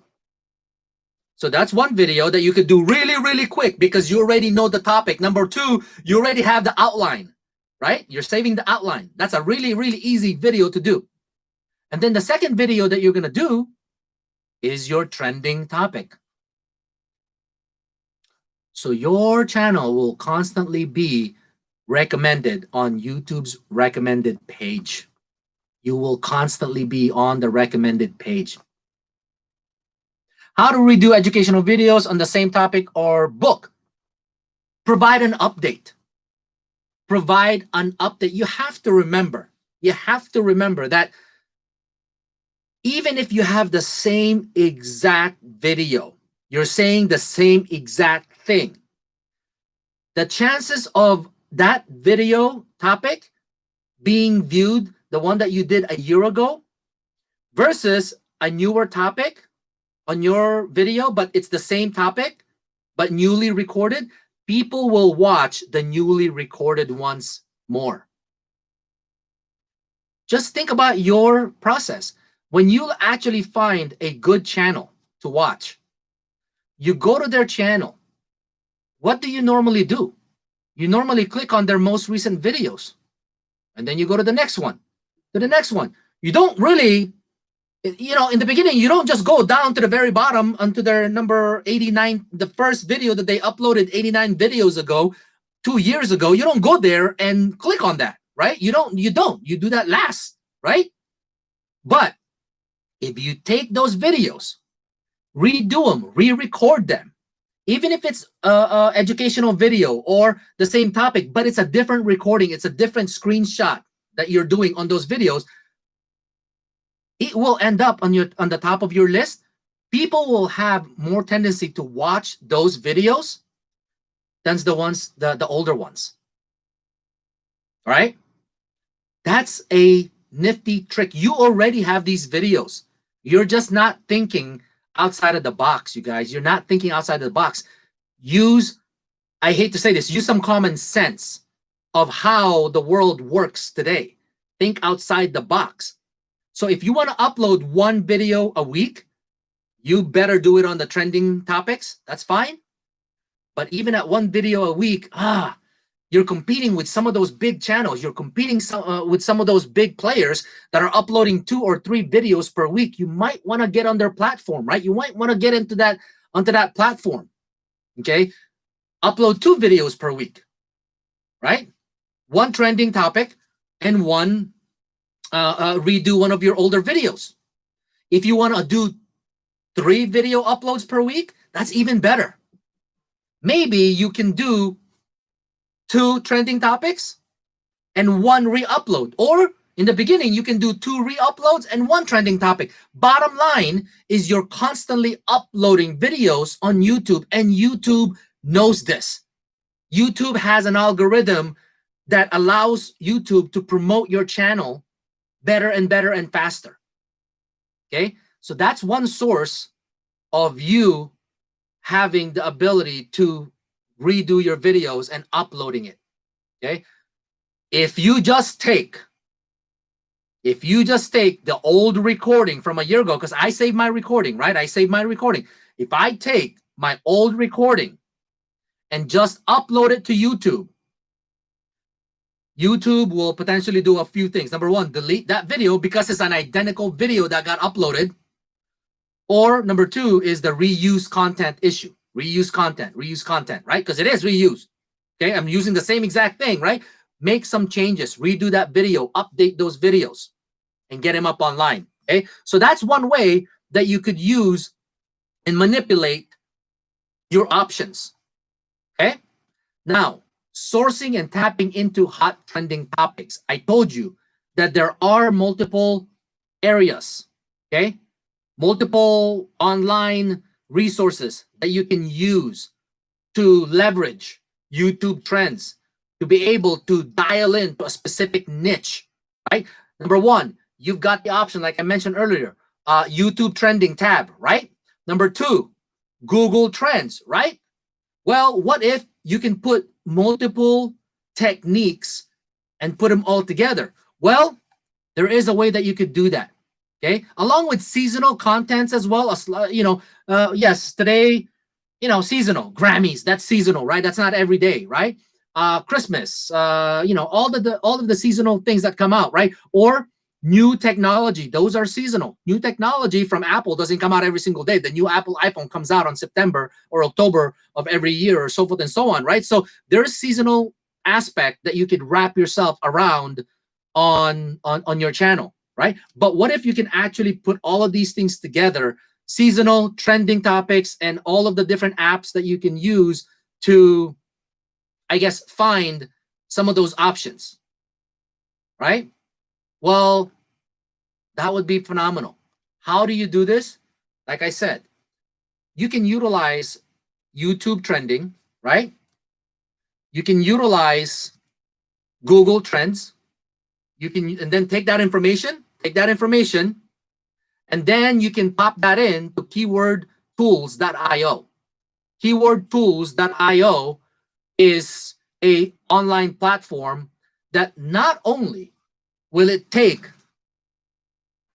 the topics that you took from YouTube trending, and then you take the YouTube trending and apply it towards Google Trends, and then you get the result of really what is most popular going on out there. You're taking YouTube results and you're taking Google results, and you're narrowing it down, right? So now that you have a much narrower concept, take those trending results and apply it to keywordtools.io, apply it to TubeBuddy, apply it to vidIQ, apply it to a bunch, Ahrefs, right? Apply it to several different online platforms. Guess what's going to happen? When you take these words, these keyword trendings, right, and you put it on those platforms, some of these platforms have like 60 million data analysis. I'm talking some crazy stuff. I did it and I'm just losing my mind trying to figure out which one should I do, right? Which one should I do? Because there's so much results and I'm like, okay, I can't do this. I have to narrow it even down. You know, I can't be blinded with all of these results that I'm seeing, right? So here's what I do. Here's what I would encourage you to take notes on and see what works best for you. And keep in mind that a lot of these online platforms, you have to pay. There's a free version, right? But it's very limited. And then there is the paid version. Depending on what you want to do with your channel, it could potentially be worth it. There's a link at the bottom of this description where you could sign up for TubeBuddy, vidIQ, and all of these different platforms, right? If you want to kind of venture into that, take a look at it and see how it works for you. But here's what I do to make sure that my video has the potential of going to trending or has the potential of ranking higher. So the first thing I do is obviously I want to know what is popular or what's trending on YouTube, right? So I go on youtube.com and I hit the little button up top, trending, and then of course I hit the button that says US or United Kingdom or whatever, as long as it's not Asia and as long as it's not the Middle East, right? Because I want subscribers from the highest CPC category, right? Then I get these results and oh my gosh, the results are just crazy, right? So I try to look at the top 10. I don't mind being in the top 10 of the trending issues, right? The trending things, right? I'm growing my channel. You know, I got to start somewhere, right? So I don't mind to look at the top 10, the top 5 trending topics on YouTube.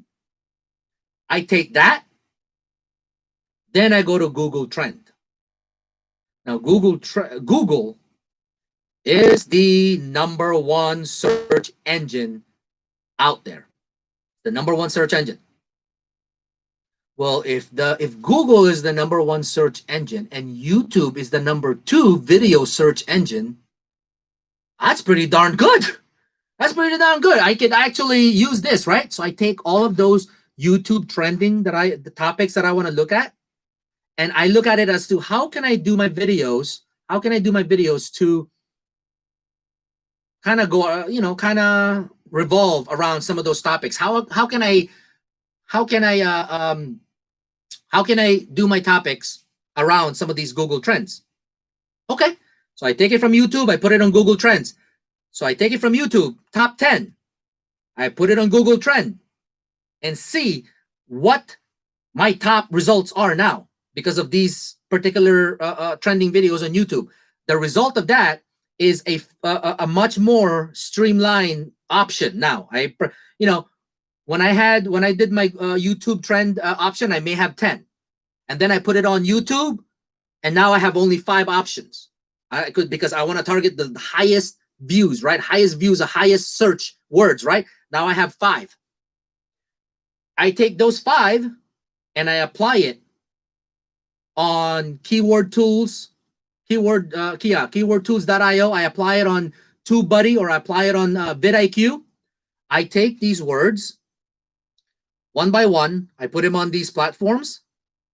It will literally tell you how many times those words have been searched, or how many times those topics have been searched on YouTube or on Google. So common sense tells you that when you type in,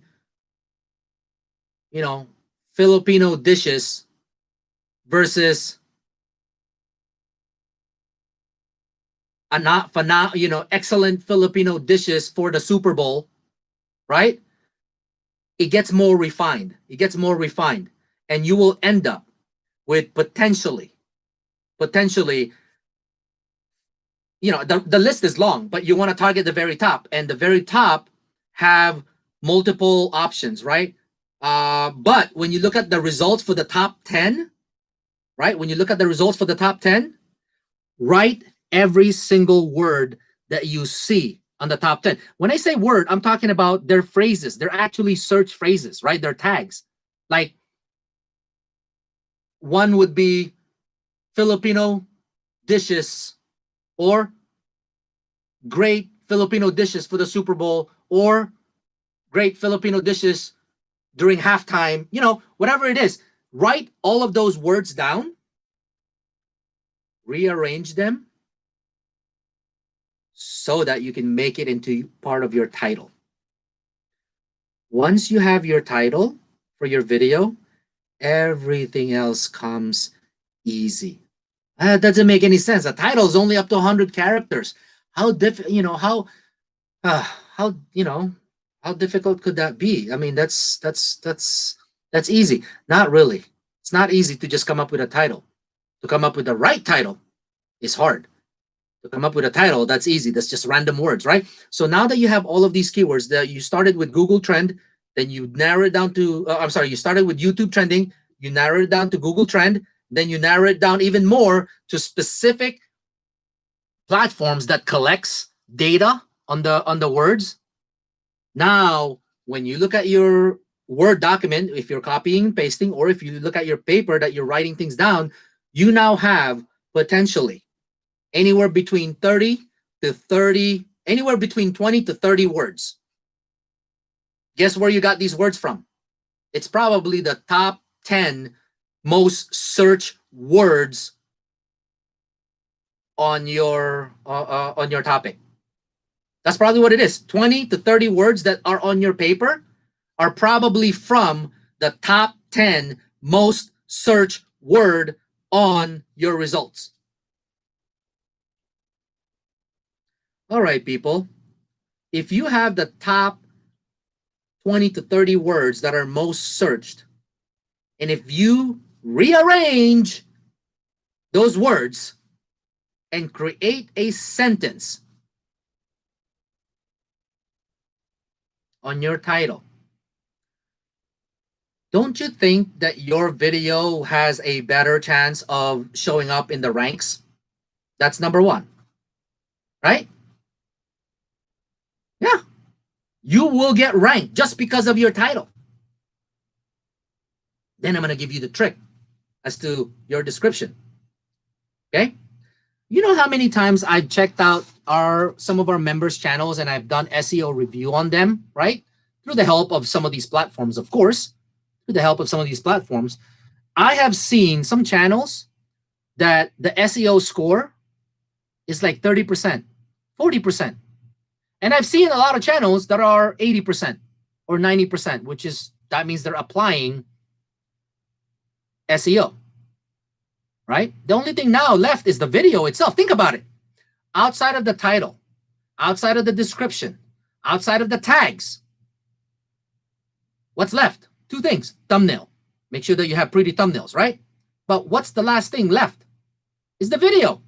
But no one is going to click your video if, number one, your thumbnail looks bad, if your title sucks because you're not attracting people, and if they even read the description and it's not proper, no one's going to watch that video, no matter how great it is, right? So in order for them to get to your video, you have to have these things. So number one, we already know how to get a title. Find the 20 to 30 keywords that applies to the video that you're doing, rearrange them, create a title, maybe 2 or 3 statements, right? Best food for the Super Bowl and the Grammys while watching Beyonce. Holy crap, I got the Super Bowl in there. Well, it depends if it's Super Bowl season, right? But I've got Super Bowl in there. I've got best appetizer. I got watching Beyonce, watching the Grammys, right? There's a chance that when someone search Grammys and Beyonce, your video will come up. Now it's a question of, are they going to watch your video, right? So besides the title, you're going to do a couple of things on your description. You're going to do a couple of things. For the people that rank 90 to 100% on their SEO, you already know this. For the people that rank 30, 40, 50, 60, 70% on your SEO score, you need to know this. You need to pay attention. Okay? This is where it's going to suck for the people that are not in here right now. I am going to show you how outside of the video, okay? Outside, keep this in mind, outside of my video, how I get 95 to 100% SEO score. So if you need a pen and paper, now is the time to grab them, because what I'm going to show you is an inside trick to what I do to ensure that I have a 95 to 100% SEO score, so that the only thing left is my video. That's why when I do my video, I get pumped up, I get excited to ensure that the viewer stays consistently engaged in the video. But I'm going to give you a huge portion of that, okay? Being Optimistic says all of my videos are 100% SEO, thanks to our wonderful SEO team. There you go. How to eat Filipino food watching NFA. I'm not sure what NFA is, but there you go, okay? These are some topics, right? So here we go. If you have a pen and paper, I told you, step 1, narrow those 20 to 30 words that you need. Rearrange them, reconfigure them, have a working title. Your entire video is going to depend on this working title. You take that title, right? You copy and paste that into your description. The first line. But typically what I would say is you're not just copying and pasting it. What it is typically saying, today I'll be showing you a video about, and the next words should be the exact words that you're using on your title. The exact words that you're using on your title. Okay? Good. Well, then go into the actual description. Go into the actual description of your video. You might be sitting there and thinking, oh my gosh, it's hard for me to have a description of my title. You know, I want to do my video, you know, to attract American listeners, but I'm Filipino and I can't really speak English properly, blah, blah, blah, this and that. It doesn't matter. I'm in India and, you know, English is my second language. I really have a hard time creating good descriptions. And, you know, I don't know how to do it. It's because you're relying on your talent. You're relying on your experience. Why? You already know this. You have a hard time doing it. So get help. Get help from where? Our SEO team. That's fine. But there's a faster way. When you basically do, just for example, If you actually are doing a video of the best possible appetizer that you can make while watching the Grammys and your favorite star, do you really think that you're the only one that thought about that? Do you really think you're the only one that thought about that? Come on, right? I mean, if you are the first one that thought about it, good for you, but you are not the only one that ever thought about it. So all you have to do, guys, to get your description, I know it's a shortcut, and maybe through this, you start to learn and maybe expand your vocabulary and maybe expand your writing skills, that in the future, writing a description could be easier. But all you have to do is go on Google, type in best appetizer, right, during the Grammys, or best appetizer during the Super Bowl halftime, right? Whatever it is, or best recipe for such and such, right? All you have to do is copy and paste their description of what they're doing, put it on a Word document, right? Copy and paste what they're doing, what their descriptions are, put it on a Word document, and edit it to your words. Delete things that don't apply to your video. Delete things that has nothing to do with your video based on 3 or 4 different websites that you went to. And edit. Use their words, but use your personality. Take their sentences, rewrite them to your sentence. Right? Makes sense? Take some of those words that they're using and make sure that the words that are in there that you're using are also words that are in your title, because your title must match your description. Make it your own, right? Make it your own. But you don't want to copy it, because obviously that might not have anything to do with your channel, but they have the writing skills. They have the writing skill set that you need. You just don't know how to express it. All you do is go to multiple websites, copy and paste it on a Word document. First things first, delete everything. You know, like let's say that you had a couple of descriptions from maybe 3 websites, 3 descriptions. First move, delete everything that doesn't apply to you. Good. Second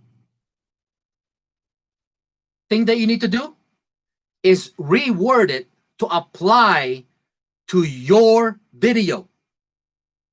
Reapply those words to your video. Change it. You understand what it says. You just need to make it your own. You are just getting ideas how to express your words.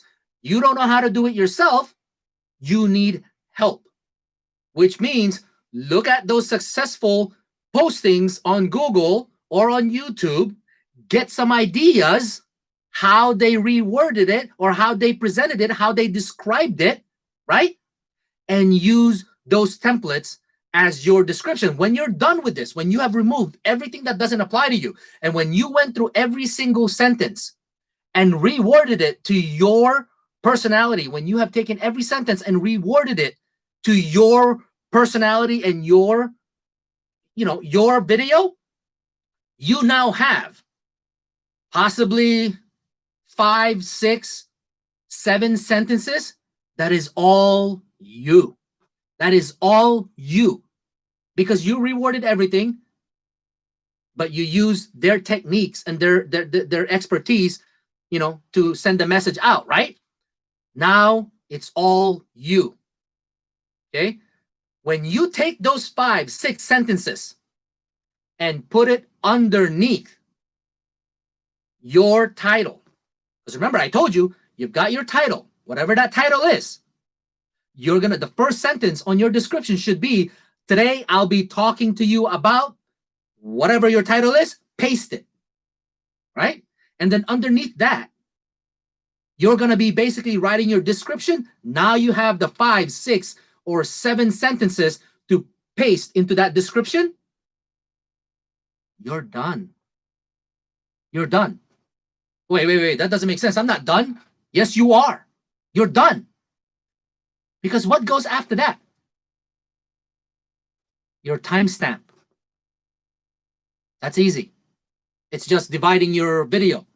Oh, and all of those descriptions as far as, look at some of the SEO that you guys are doing. We have timestamps. We have video suggestions. We have, we have shout outs in there sometimes, right? We have the team information is in there. And then, of course, we have the links in there. And then, of course, at the bottom, you have your tags. Inside the description, you have your tags, right?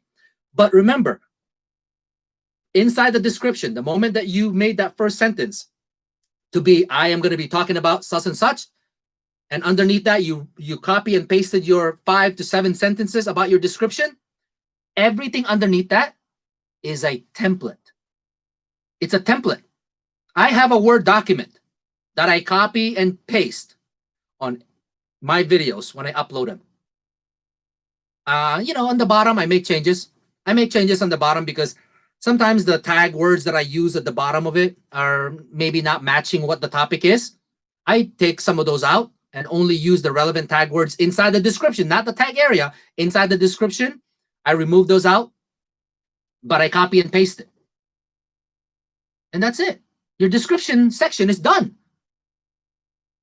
That's how easy the description is. Then what's next? What's next? Your tags. Yeah, your tags. What should be the first 3, 4, or maybe the first 5 tags on that spot? What do you think should be the first 3, 4, 5 words or phrases on that tag in the little box area for the tags? What should be there? Huh?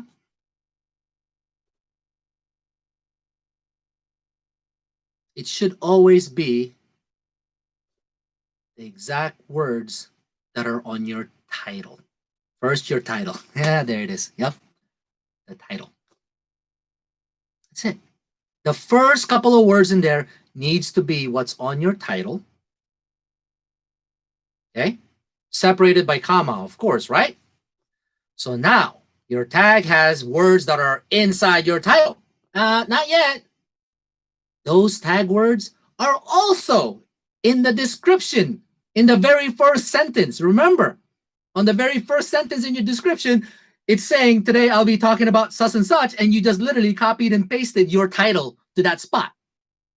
So now the first couple of words are the same words that are on your title, the same words inside your description, the first words in your description, and then as you read your description, you'll notice inside your description, you'll notice that the same words that you are saying in your title are also all over the description. It's also all over the description itself, right?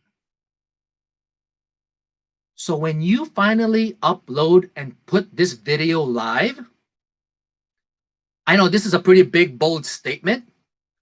I guarantee you,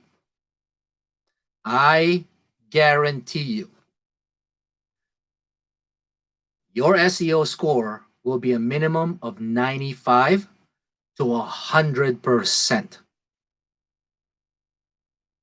I know, that's a pretty bold statement, right?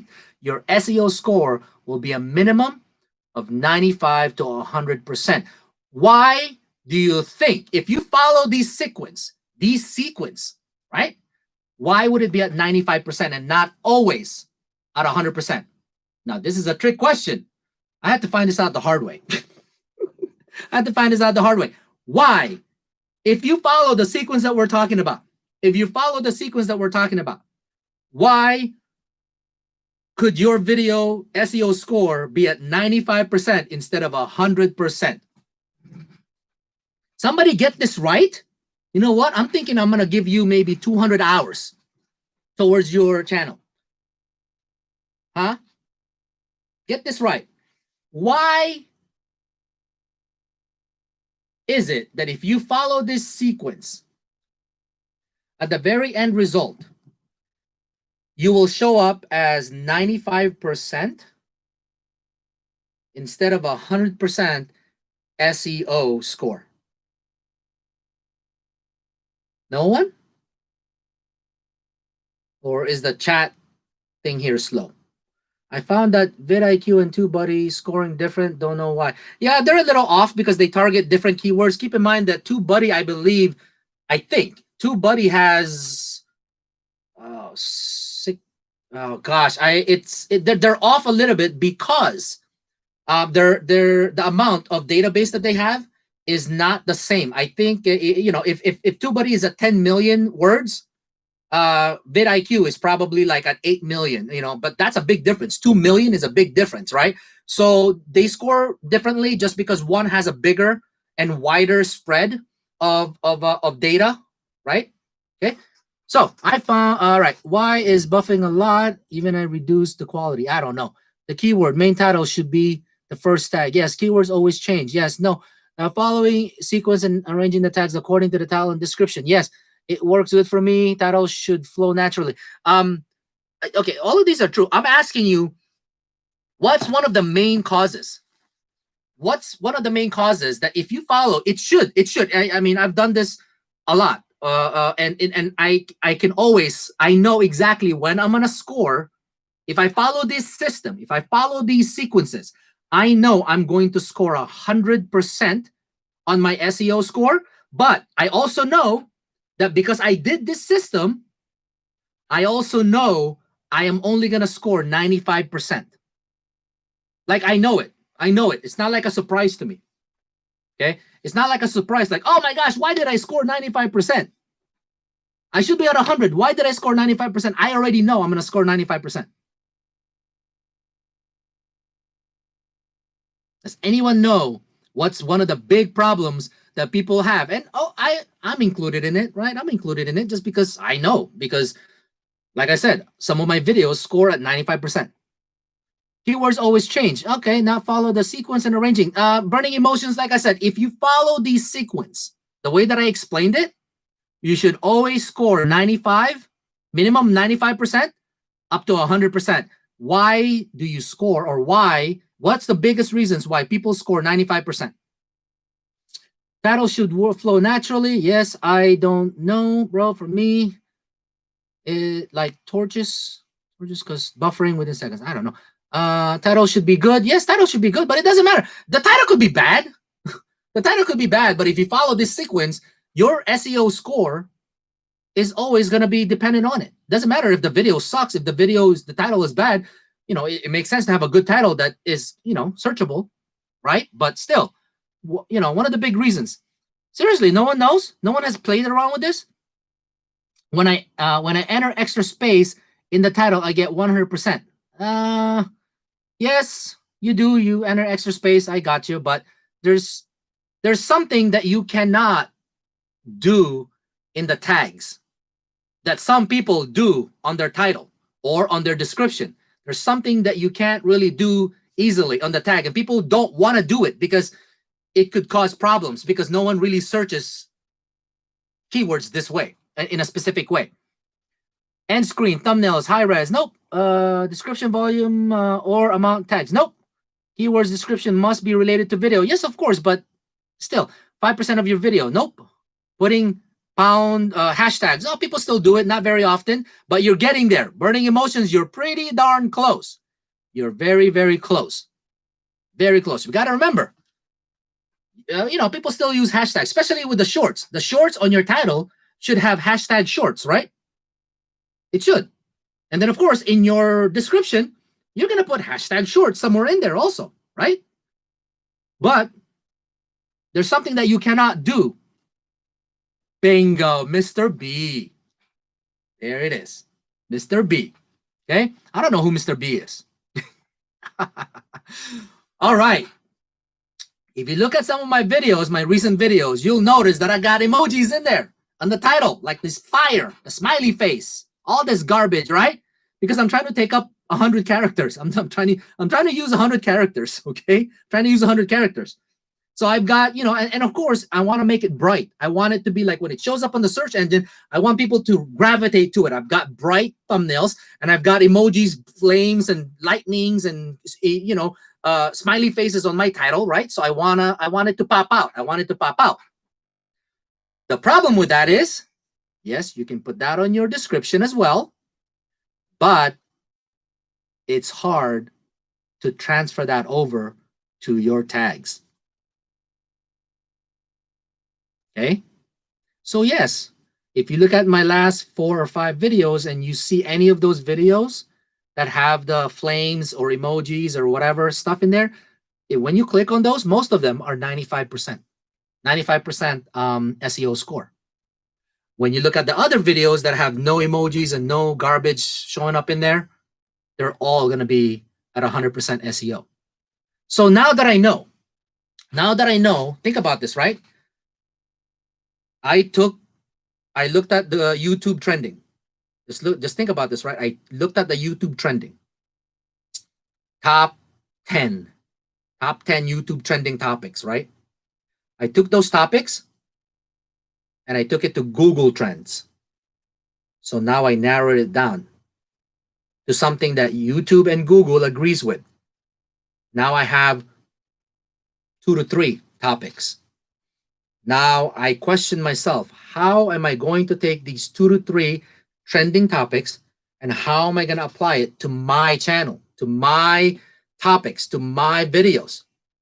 And we talked about that earlier. For the people that weren't here, go back to the beginning of this video or this live stream and look at that. We talked about that earlier, how you can embed and collaborate your trending topics, doesn't matter what it is, to your channel or to your videos, right? Now I narrow it down to 1 or maybe 2 possibilities on how I can blend all of these together, right? Then I take those 1 or 2 ideas and I apply it to Keyword Tools IO, to TubeBuddy, to vidIQ, to Ahrefs, to a bunch of these different apps or applications online, freeware platforms and stuff. And I'm going to collect the top 20 to 30 words that are heavily searched when it comes to that topic. I'm going to collect the top 20 to 30 keywords that are heavily searched on YouTube, right? Based on my topic. And I am going to find the keywords that I need. Basically, I'm going to take 20 to 30 words and create a couple of phrases out of it. And what those phrases are going to be is your title, up to 100 characters. You're going to avoid repeating the same word in multiple phrases on your title because that defeats the purpose. If you see the word Grammys already on your title, do not repeat it again and again on the title because you're wasting space. You have 100 characters to use on your title. Now that you have your title, you have no clue how to write a description. I told you, have a template of copy and paste. Have a template of the bottom part of your title, all of the different descriptions as to, some people like to put, the camera that they use, the computer they use, the lighting they use, links to some of the other videos that people might want to watch, all of these things, right? All the way down, right? So you already have a template of this. So what are you really looking for is the description. Because at the very top, you're writing a short introduction of what you're talking about. Underneath that is going to be the description, anywhere between 5 to potentially 7 sentences describing what your video is going to be about.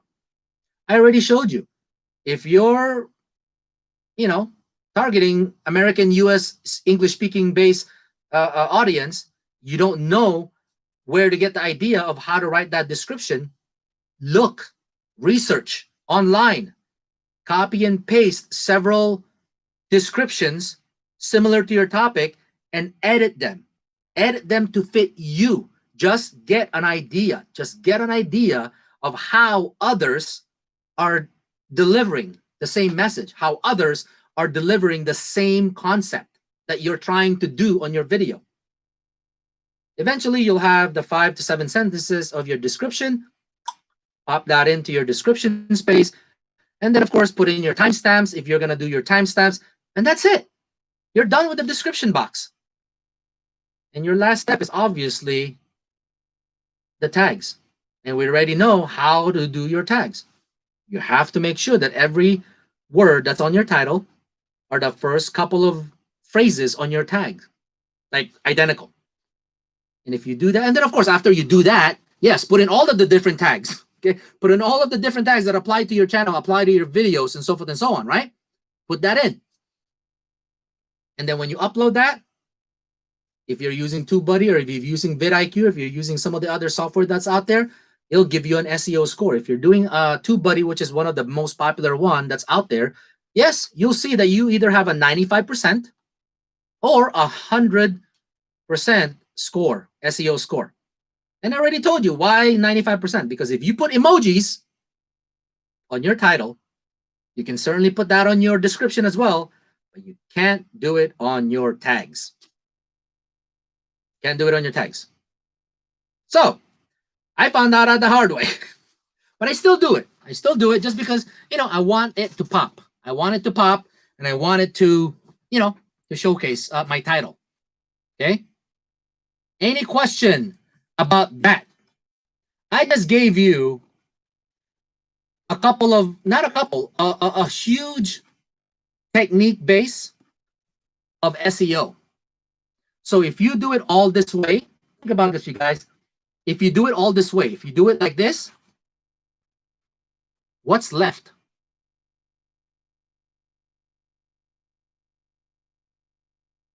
What's left? There's only two things left. Your thumbnail.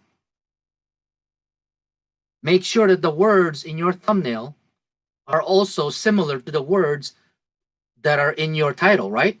Because if it's similar to the words in your title, then it's also similar to the words that are in your description, and it's also similar to the words that are in your tag. It basically creates a 100% loop, right? Your thumbnail. Make sure that they're good graphics, high quality graphics, and they look nice, right? I mean, here's George. George is online.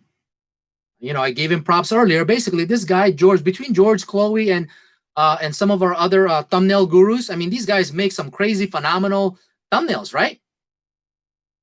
I mean, he does my thumbnails. Chloe does my thumbnails because I'm just learning how to do it now. I'm just learning how to take those PSD files and edit them layer by layer inside Photoshop. And I'm like, oh my gosh, I'm getting really good at this. But what am I missing? I'm missing the foundation of how did they even get there? How, what kind of ideas go into their heads, right? They got so many ideas that I don't even know where to start. I mean, when you look at my thumbnail, they're like multiple colors and stuff.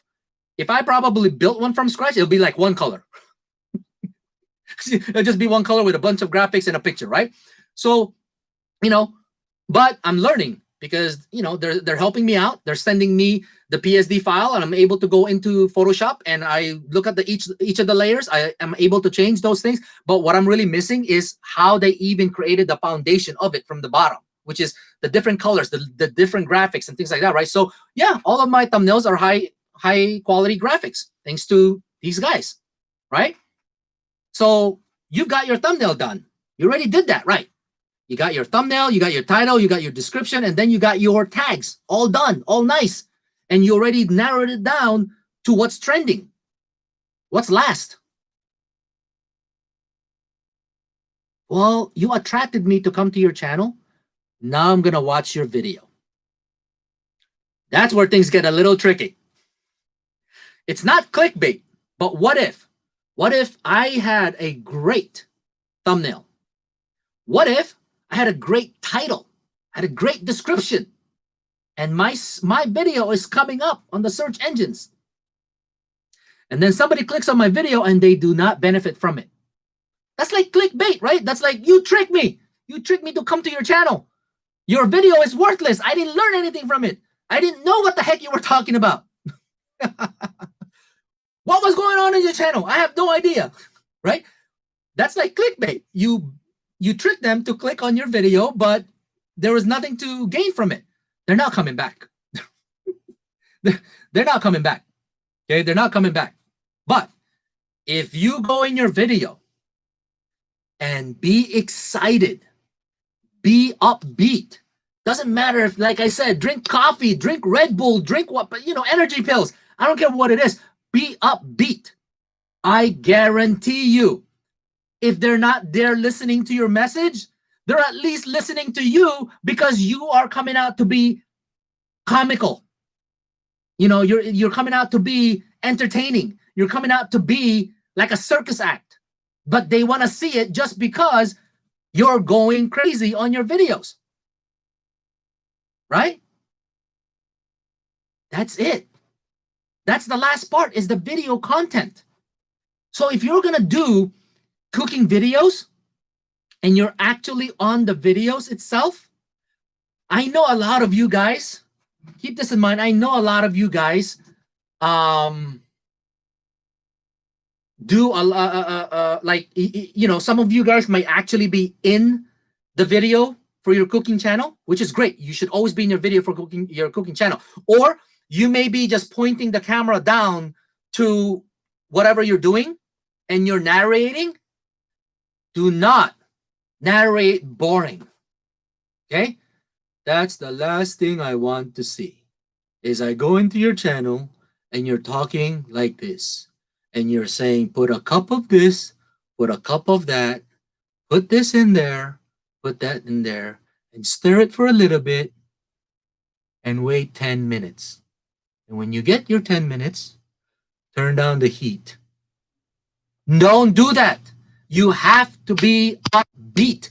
You have to keep your viewers entertained. I would be like a circus act and I'd be like, listen, people, once you put half a cup of water and you put milk in here, make sure you watch this thing, because when this thing starts to boil, oh man, I'm telling you right now, if you don't watch this, this could overflow and you have a bigger mess in your hand in your kitchen, to the point where you're going to throw this out and forget about cooking this meal for the day, right? Or be careful. If you put, I said one teaspoon, not tablespoon of salt. Okay? 1 teaspoon makes the food taste better. 1 tablespoon will make the food inedible. You can't eat this. It'll give you kidney stones. So make sure that you put 1 teaspoon, not 1 tablespoon. Right? Make it entertaining. Make it entertaining for your viewers to be engaged instead of boring. Okay?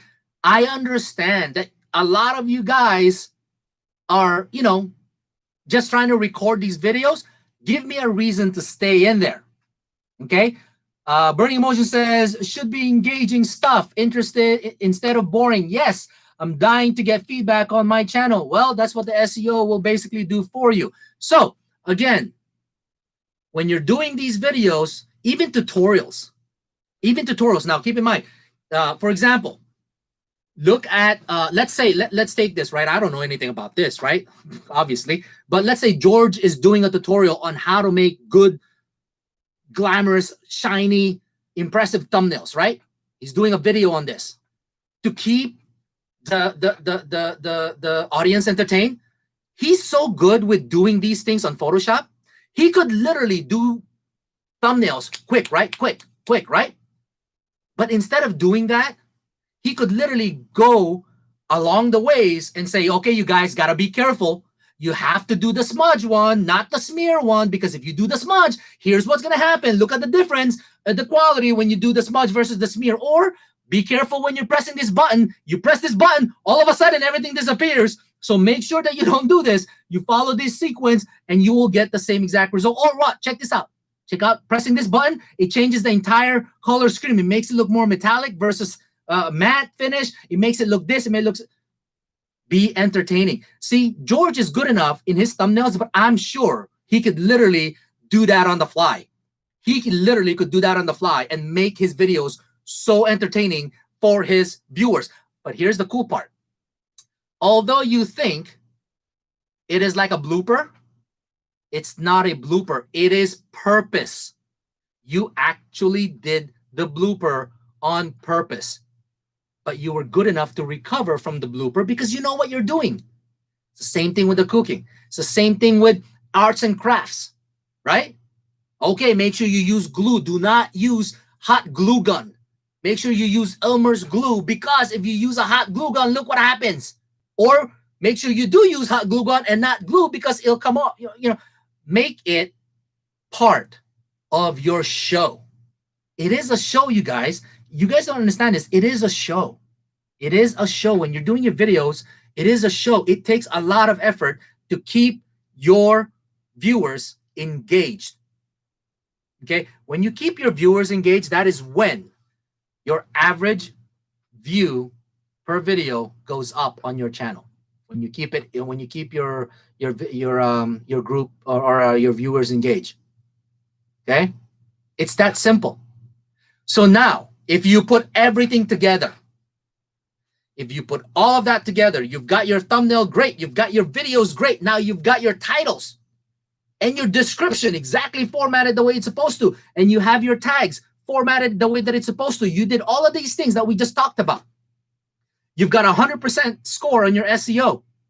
You're using the most search words in your channel, in your title, in your description, in your videos.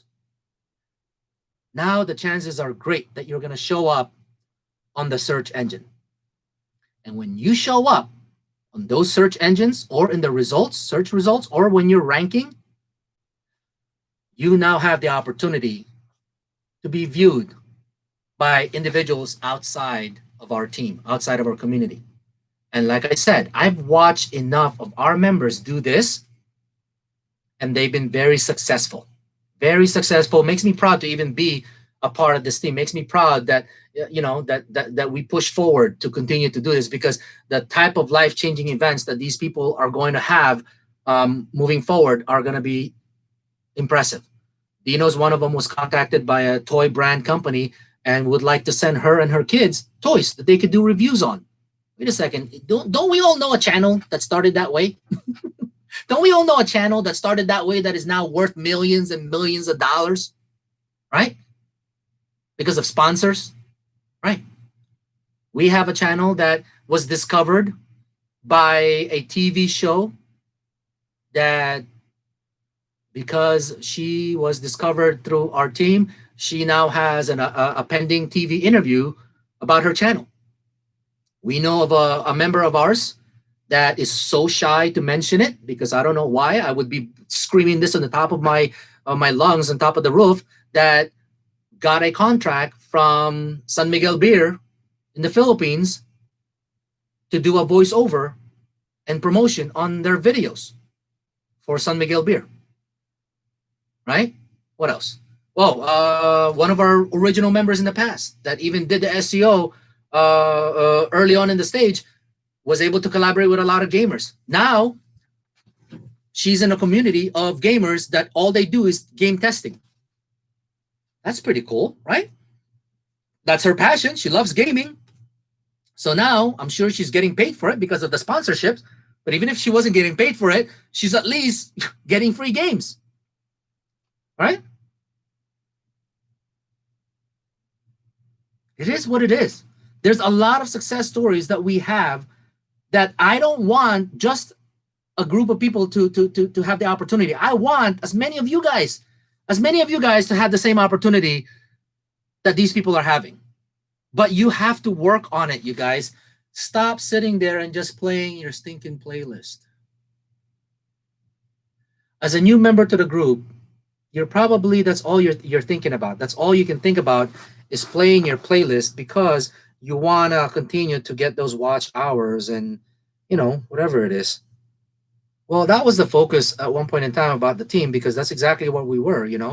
We had, we were just monetizing people through that type of process. No, we are no longer that type of group. We are a type of group that actually are growing your channel, providing you with the information that you need, providing you with the content that you need to help you grow your channel outside of the team. So yes, unfortunately, it is what it is, right? Unfortunately, we expect that you would grow your channel. So as a result of this, on the first time that we actually did this, it kind of put a little damper on the amount of people that were monetizing because we made the requirement of being SEO ready to be monetized. Well, yeah, it was hard in the beginning because a lot of people were not SEO ready. But I think it's already gone to the entire team and to the entire group that unless you're SEO ready, you are not going to be boosted by the team to be monetized. For what?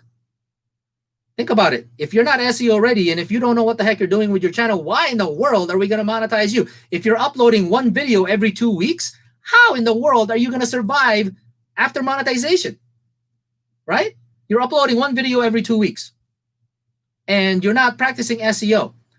Most of your video has, less than 80% SEO score. Why would we monetize you? I mean, that doesn't make any sense. It's just flat out stupid. So we stopped doing that. So now we're targeting those channels that are ready, that are not going to have a hard time going into the monetized team, right? Last week was very impressive, you guys. I have to commend you. Last week we had 6 channels going to review. 4 of them was planned. 2 of them was by accident. Okay. 2 of them, I don't know how, I guess it was because they had enough hours and they had enough subscribers. So out of the 6 people that went into the review last week, 4 of them were planned, 2 of them were not. But that's fine. If they're not, if they were unexpected monetization, we just hope that they would continue to learn SEO before we allow them to participate in the monetized community, before we allow them to work with the monetized team, right? So that they can prepare for it. This week coming up, there's a bunch of people that we see that are potentially monetized, SEO ready. So we at least have, I think the list that I sent out earlier was 12 channels. I think it's 12 channels, 11 or 12 channels that already are SEO ready and have already completed their 1,000 subscribers. And all they need is to just cross over into the 4,000 hours, which means this coming week is going to be pretty darn big because we have about 11 or 12 of them that are right there, just bridging over, right? What's even more impressive is there's at least 9. There's at least 9 that are going to be crossing the 4,000 hours, but don't have the subscribers yet, which means that's up to us to help these people out, right? We're going to help these people out to get them a crossover, but out of the 9, we're only going to concentrate on the ones that are SEO ready. If they are SEO ready, we will blitz those accounts or their channels. Out of the 9, if some of them are not SEO ready, they may have the 4,000 hours, but we are not going to push them over the boundary because we are just going to end up setting them up for failure. Okay? It's that simple. We give you all of the tools. You need to get off your butt and stop concentrating on just what videos go on the playlist and so forth and so on. I will guarantee you will have a hard time in the monetized world. From the moment that you join this team, your moderators should already have been informing you about, you got to get to the SEO. You got to start looking at this. Okay, stop. Don't worry about the playlist. Okay, that's fine. A monkey can press a play. A monkey can do that. You need to start growing. That's the benefit of this team. That is why no one can compete with us. Do you guys have any idea that a lot of people, they pay for this service? You guys know this, right? They pay for this knowledge. They do. That's why there's companies called SEO companies, SEO organizations. They basically do this for you. But obviously, we don't charge you. We help you. You gain the knowledge so that you don't have to pay those people. Okay? You gain the SEO knowledge. You gain the discipline. You gain the knowledge, discipline, and practice so that you don't pay those people. so that you don't have to pay for Google ads. People pay for this service. We do not charge you. We give you the information.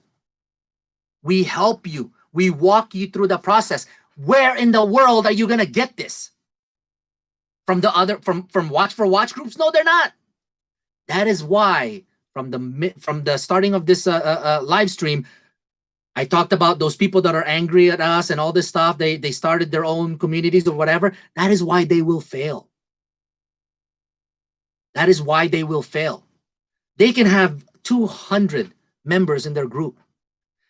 The moment that the first group of people get monetized, they're just going to bail out. They're going to bail out. That's it. They're done. What happened? It's because that's all they intended to do. And then, of course, when other people get monetized, they don't have the structure to help those people. They don't. Why do you think they come to us? I'll tell you one thing. They come to us because they don't know what they're doing. These are monetized people. They don't know what they're doing. There's a lot of them. Okay? They come to us. We say no. But by the way, we're going to make changes to that because I am getting way too many requests. We may end up creating a non-team monetized group to train them in SEO. So eventually, hopefully, we can move them into the monetized team. But we cannot do that right now because they would get lost. Our monetized team these guys are like machines, right? These people that got monetized through Watch for Watch or buying subs or buying watch hours, they're not going to survive. They're not going to survive in our team, or they're not going to survive at all in the monetized world. They're not. Okay. But yes, I'm getting so many requests that we may end up opening that up in the next week or two. Okay. So that we can help some of these people, right? But they're coming to us because wherever they got monetized, however they got monetized, that's it. They're done. They're done. Okay. And then you have the other side. We have a lot of these previous members that are coming back and saying, can you please let me back in? Can you please let me back in? It was a mistake that I left. It was a mistake. Well, we consider those blah, blah, whatever the case may be, whether they come back in or they don't come back in, doesn't really matter. But there's a reason why they want to come back in. Because the decision for them to leave here and be useless here and think that they can go over there and get some watch hours. Yes, you can get the watch hours. That's fine. Get the watch hours. But you're not going to get the same service and the same commitment from those groups that you get from us. And all we're asking you is to do what you're supposed to do. There are high expectations in our team. We expect you to improve. We expect you to get better and get proficient. We expect you to be the best of the best. So yes, as I said in the beginning of the live stream, if you are with our team, it's because you have proven yourself to be worthy of being in our team. If you're worthy to be here, we will keep you here. And if you got kicked out from the team, it's because you did something stupid. It's just that. It's that simple. You did something stupid. So admit it. Accept it. So all of these people that are bashing on some of our members, you know, when they're posting, you know, I guess recruiting ads and stuff like that. There's some people that was with us and they started something new and they're bashing on these people. We have two ladies that are getting bashed on right now. I always tell them, I was like, don't worry about it. Do you not see the reason why they're bashing on us? It's because they suck. That's it. It's that simple. Oh my gosh, all the words that will come out of their mouth to talk about me, to talk about the group, to talk about this. You should leave that team. You should come with us. Yeah, if you were an idiot, you were stupid, right? Or if you got kicked out. If you get kicked out of this team, yes, go over there. They can at least help you get monetized. After you get monetized, you're on your own. But I'm saying is, if you're still with us and you continue to grow with us, it's because you are the best of the best. You are the cream of the crop. If you get kicked out from this team, it's only for one reason and one reason only, you guys. It's because you did something stupid. You were inactive, you cheated, or you didn't participate. So you don't belong here. You're not good enough. You're not worthy. It's true. Why? If you were worthy of this team, why would we not keep you here? Okay? If you were not worthy, and I wanted to keep you in this group, and I knew that there was benefits to this, I would ask you, listen, you suck at this. You are not worthy of us. But you know what? Give me $100. I'll keep you in the group. I'll keep you in the team. But we don't do that. We don't get paid for this. So if we don't get paid for this, and we know the talent that Tony can bring to the table, the talent that Dino can bring to the table, the Remy can bring to the table, Robinson, Richard, right?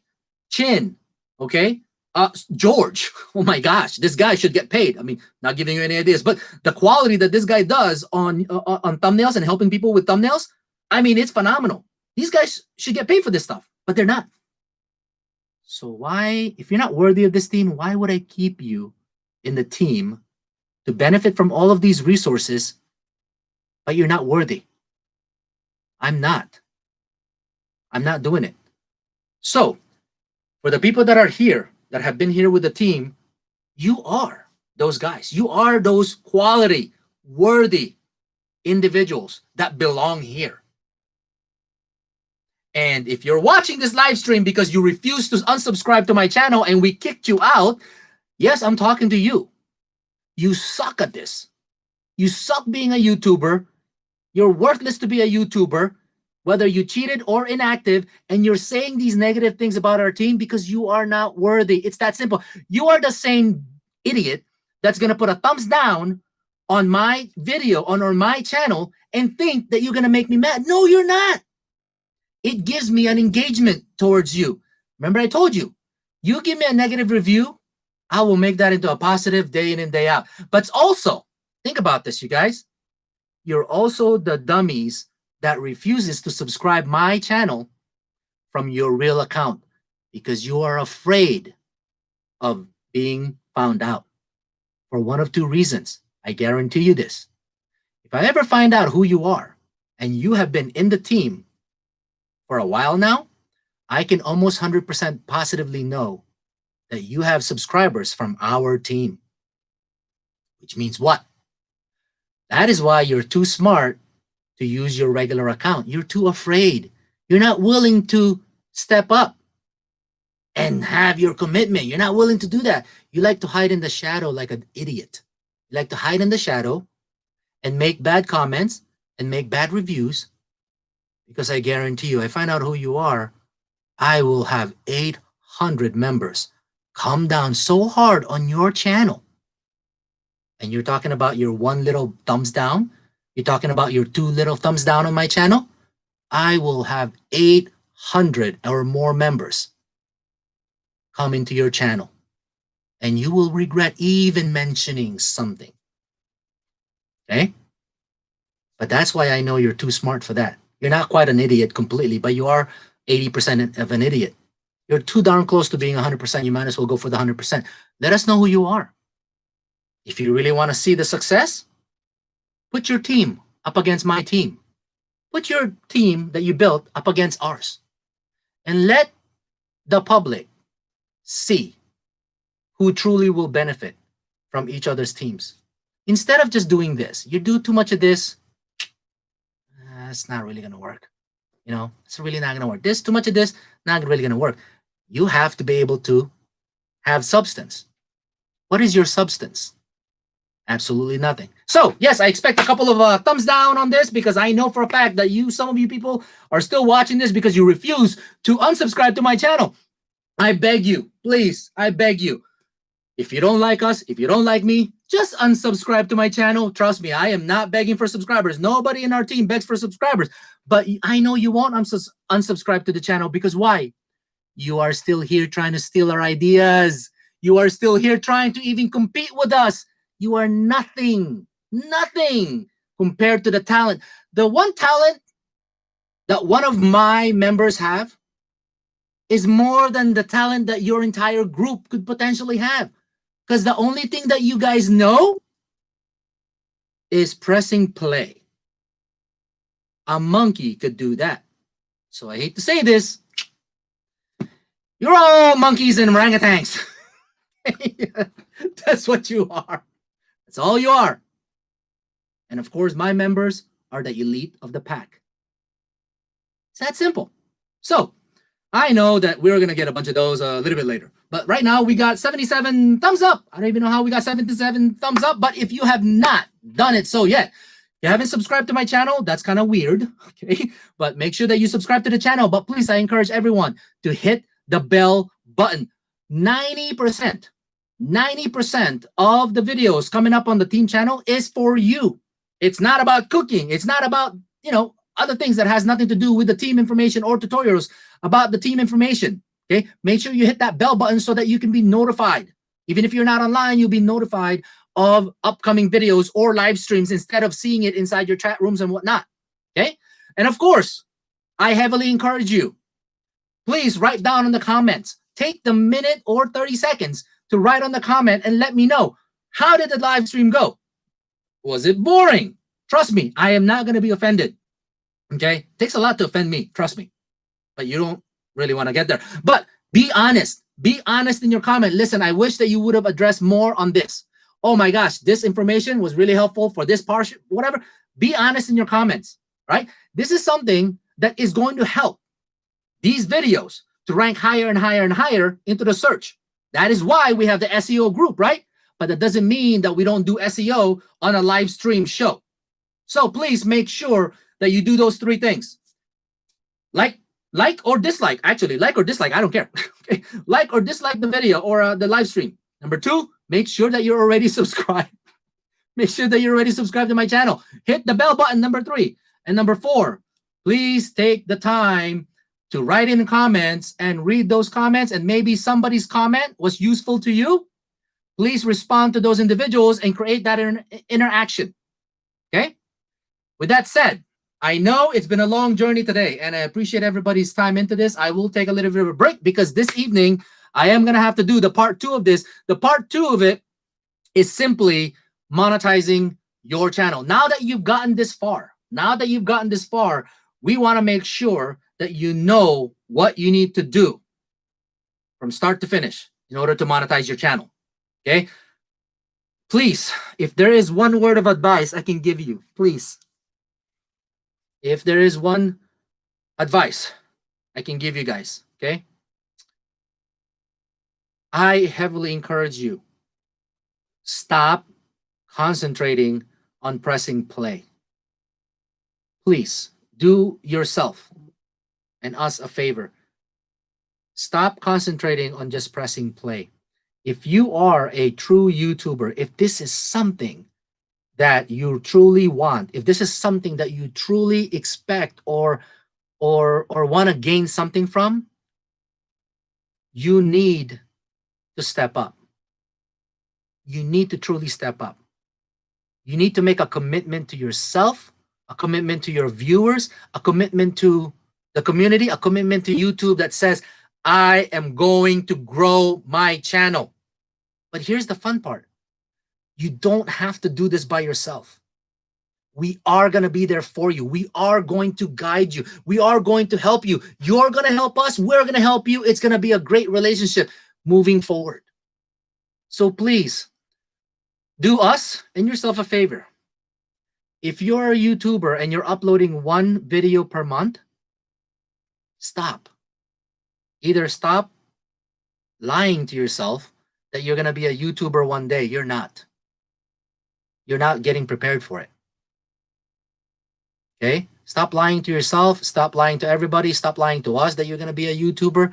One video per month, that's not going to work. Okay? We can get you monetized, but then what? What are you going to do? What are you going to do? You're not going to survive. So stop lying to yourself and just quit. Just end it. Just quit. Oh, but Armand, I don't have time to make videos. I'm trying to do this on my spare time. I don't have time to make videos on a weekly basis. Listen to me. That's nothing bad. It just means that you're busy. You're busy with family. You're busy with work. You're busy with school. You're busy. You don't have the time to do this. That's not a problem. But you also have to accept the fact that you are not going to survive being monetized. It's an opportunity cost. You have to give up something in order to gain the opportunity to do another thing.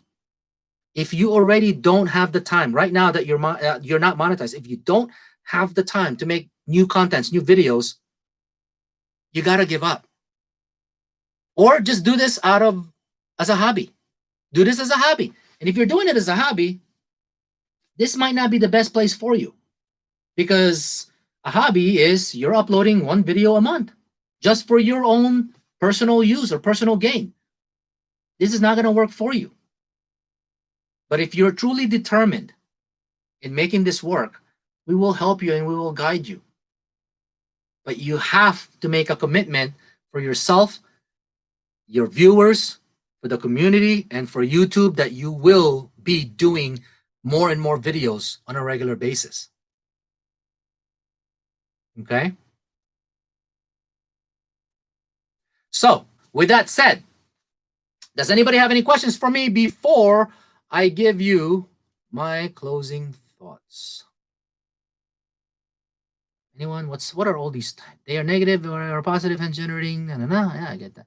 There's a bold and open challenge. No one has that much courage. What? There's a bold and open challenge. No one has that much courage. What? So much great information. I'll take this, apply to my channel. Good. It's a huge information that will surely help us. Thanks. Thank you for your time. No question. Anybody has any questions? That's right. We're open. That's the right word. Enjoy your journey. All right. Thanks for mentioning. Very appreciated. Yeah, glad to hear. Very productive indeed. SO plus different kind of video and Joan Percy. All right. There it doesn't look like there's any questions that are coming up. Wherein TubeBuddy cannot check my SEO score.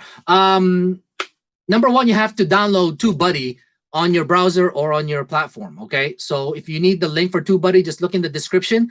There's a link there that you could use TubeBuddy, and then when you obviously use it, the scores are going to be on the right side. That's actually the next one. The next video. That's why I was trying to use OBS. That's why I was trying to configure OBS, because I'm gonna actually wanting to do a video to show you how to score those, and also to do a step by step as to, remember I told you guys, if you put the wrong keywords in the tags, you'll have a 90% or 95% score versus 100% score. I actually want to do that live, well, not live, but recorded, so that you can see what the differences are, so that you can see, okay, that's fine. I can live with a 95% score, but I made my title look flashy and fancy because I put emojis in there. Or I don't want 95, I want 100%, and I can do 100% all the time by just following these rules and guidelines. So I can show that to you guys. And I'm just still trying to manage OBS. We had a little mishap with OBS earlier. Okay, I really enjoyed live stream and record a lot of the knowledge from it. Well, that's good. Okay, I wish if you would have mentioned the new 2023 YouTube rule. 2023, we're a little bit further from that. Are you talking about the 2020 or 2021? That basically the terms of condition adjusted. Okay, that's a different stream that we're gonna basically want to kind of address. All right. If nothing else, my final thoughts for all of you guys. I congratulate for every one of you guys who are still with our team. You know for a fact that being part of our community, it is a monetizing opportunity, which means every single one of you, as long as you are worthy, and remember the word worthy, as long as you are worthy to be part of our team, you consider yourself to be monetized. The only question is, are you going to monetize in the next 90, 30, 60, 90, 80, or 120 days or whatever, or in 6 months? Doesn't really matter. But the fact is, if you are worthy of our team, of our community, you know for a fact that you will be monetized. So the question of, am I ever going to get monetized, should never, ever, ever be asked. As long as you remain worthy, we will always step up. And you have seen this countless times. You have seen this countless times, day to day in our community, right? Every week there's monetizing people, right? That will be you. Not could be you, not maybe you. That will be you. The question is, have you gained enough knowledge to survive monetization? Have you gained enough information to survive in the monetized world? And if the answer is no, that's okay. It's fine. Continue to acquire those knowledge. If the answer is yes, we will push you over the edge. We will take you to the finish line, the first step into monetization. So if you are worthy of this team, the question should never ever be, will I ever monetize? No, it is it. You will monetize, not if, it's when you monetize. Okay. So my final thought is stay worthy, stay learning, constantly improve. Okay. Constantly participate in your team effort, in your group efforts, in the SEO team. Learn as much. Learn. Improve and grow your channel. And when you do this, you'll see the amazing results as everyone else have done in the past. And I heavily encourage you to do so. Later on, like I said, I'm going to recuperate a little bit and, of course, try to find a way to do the part 2 of the live stream. But in the meantime, I thank you for everyone who attended from the beginning to the end or in the middle. This live stream will be available on the channel. You can always go back and see which one you have missed. And I thank you for your efforts, and I thank you for your commitment for being here. Once again, thank you for joining me. My name is Armand Nicholas with Live ZMU, raw and uncut, as usual, right? Have a good day, people. Take it easy, and we'll see you in the chat rooms.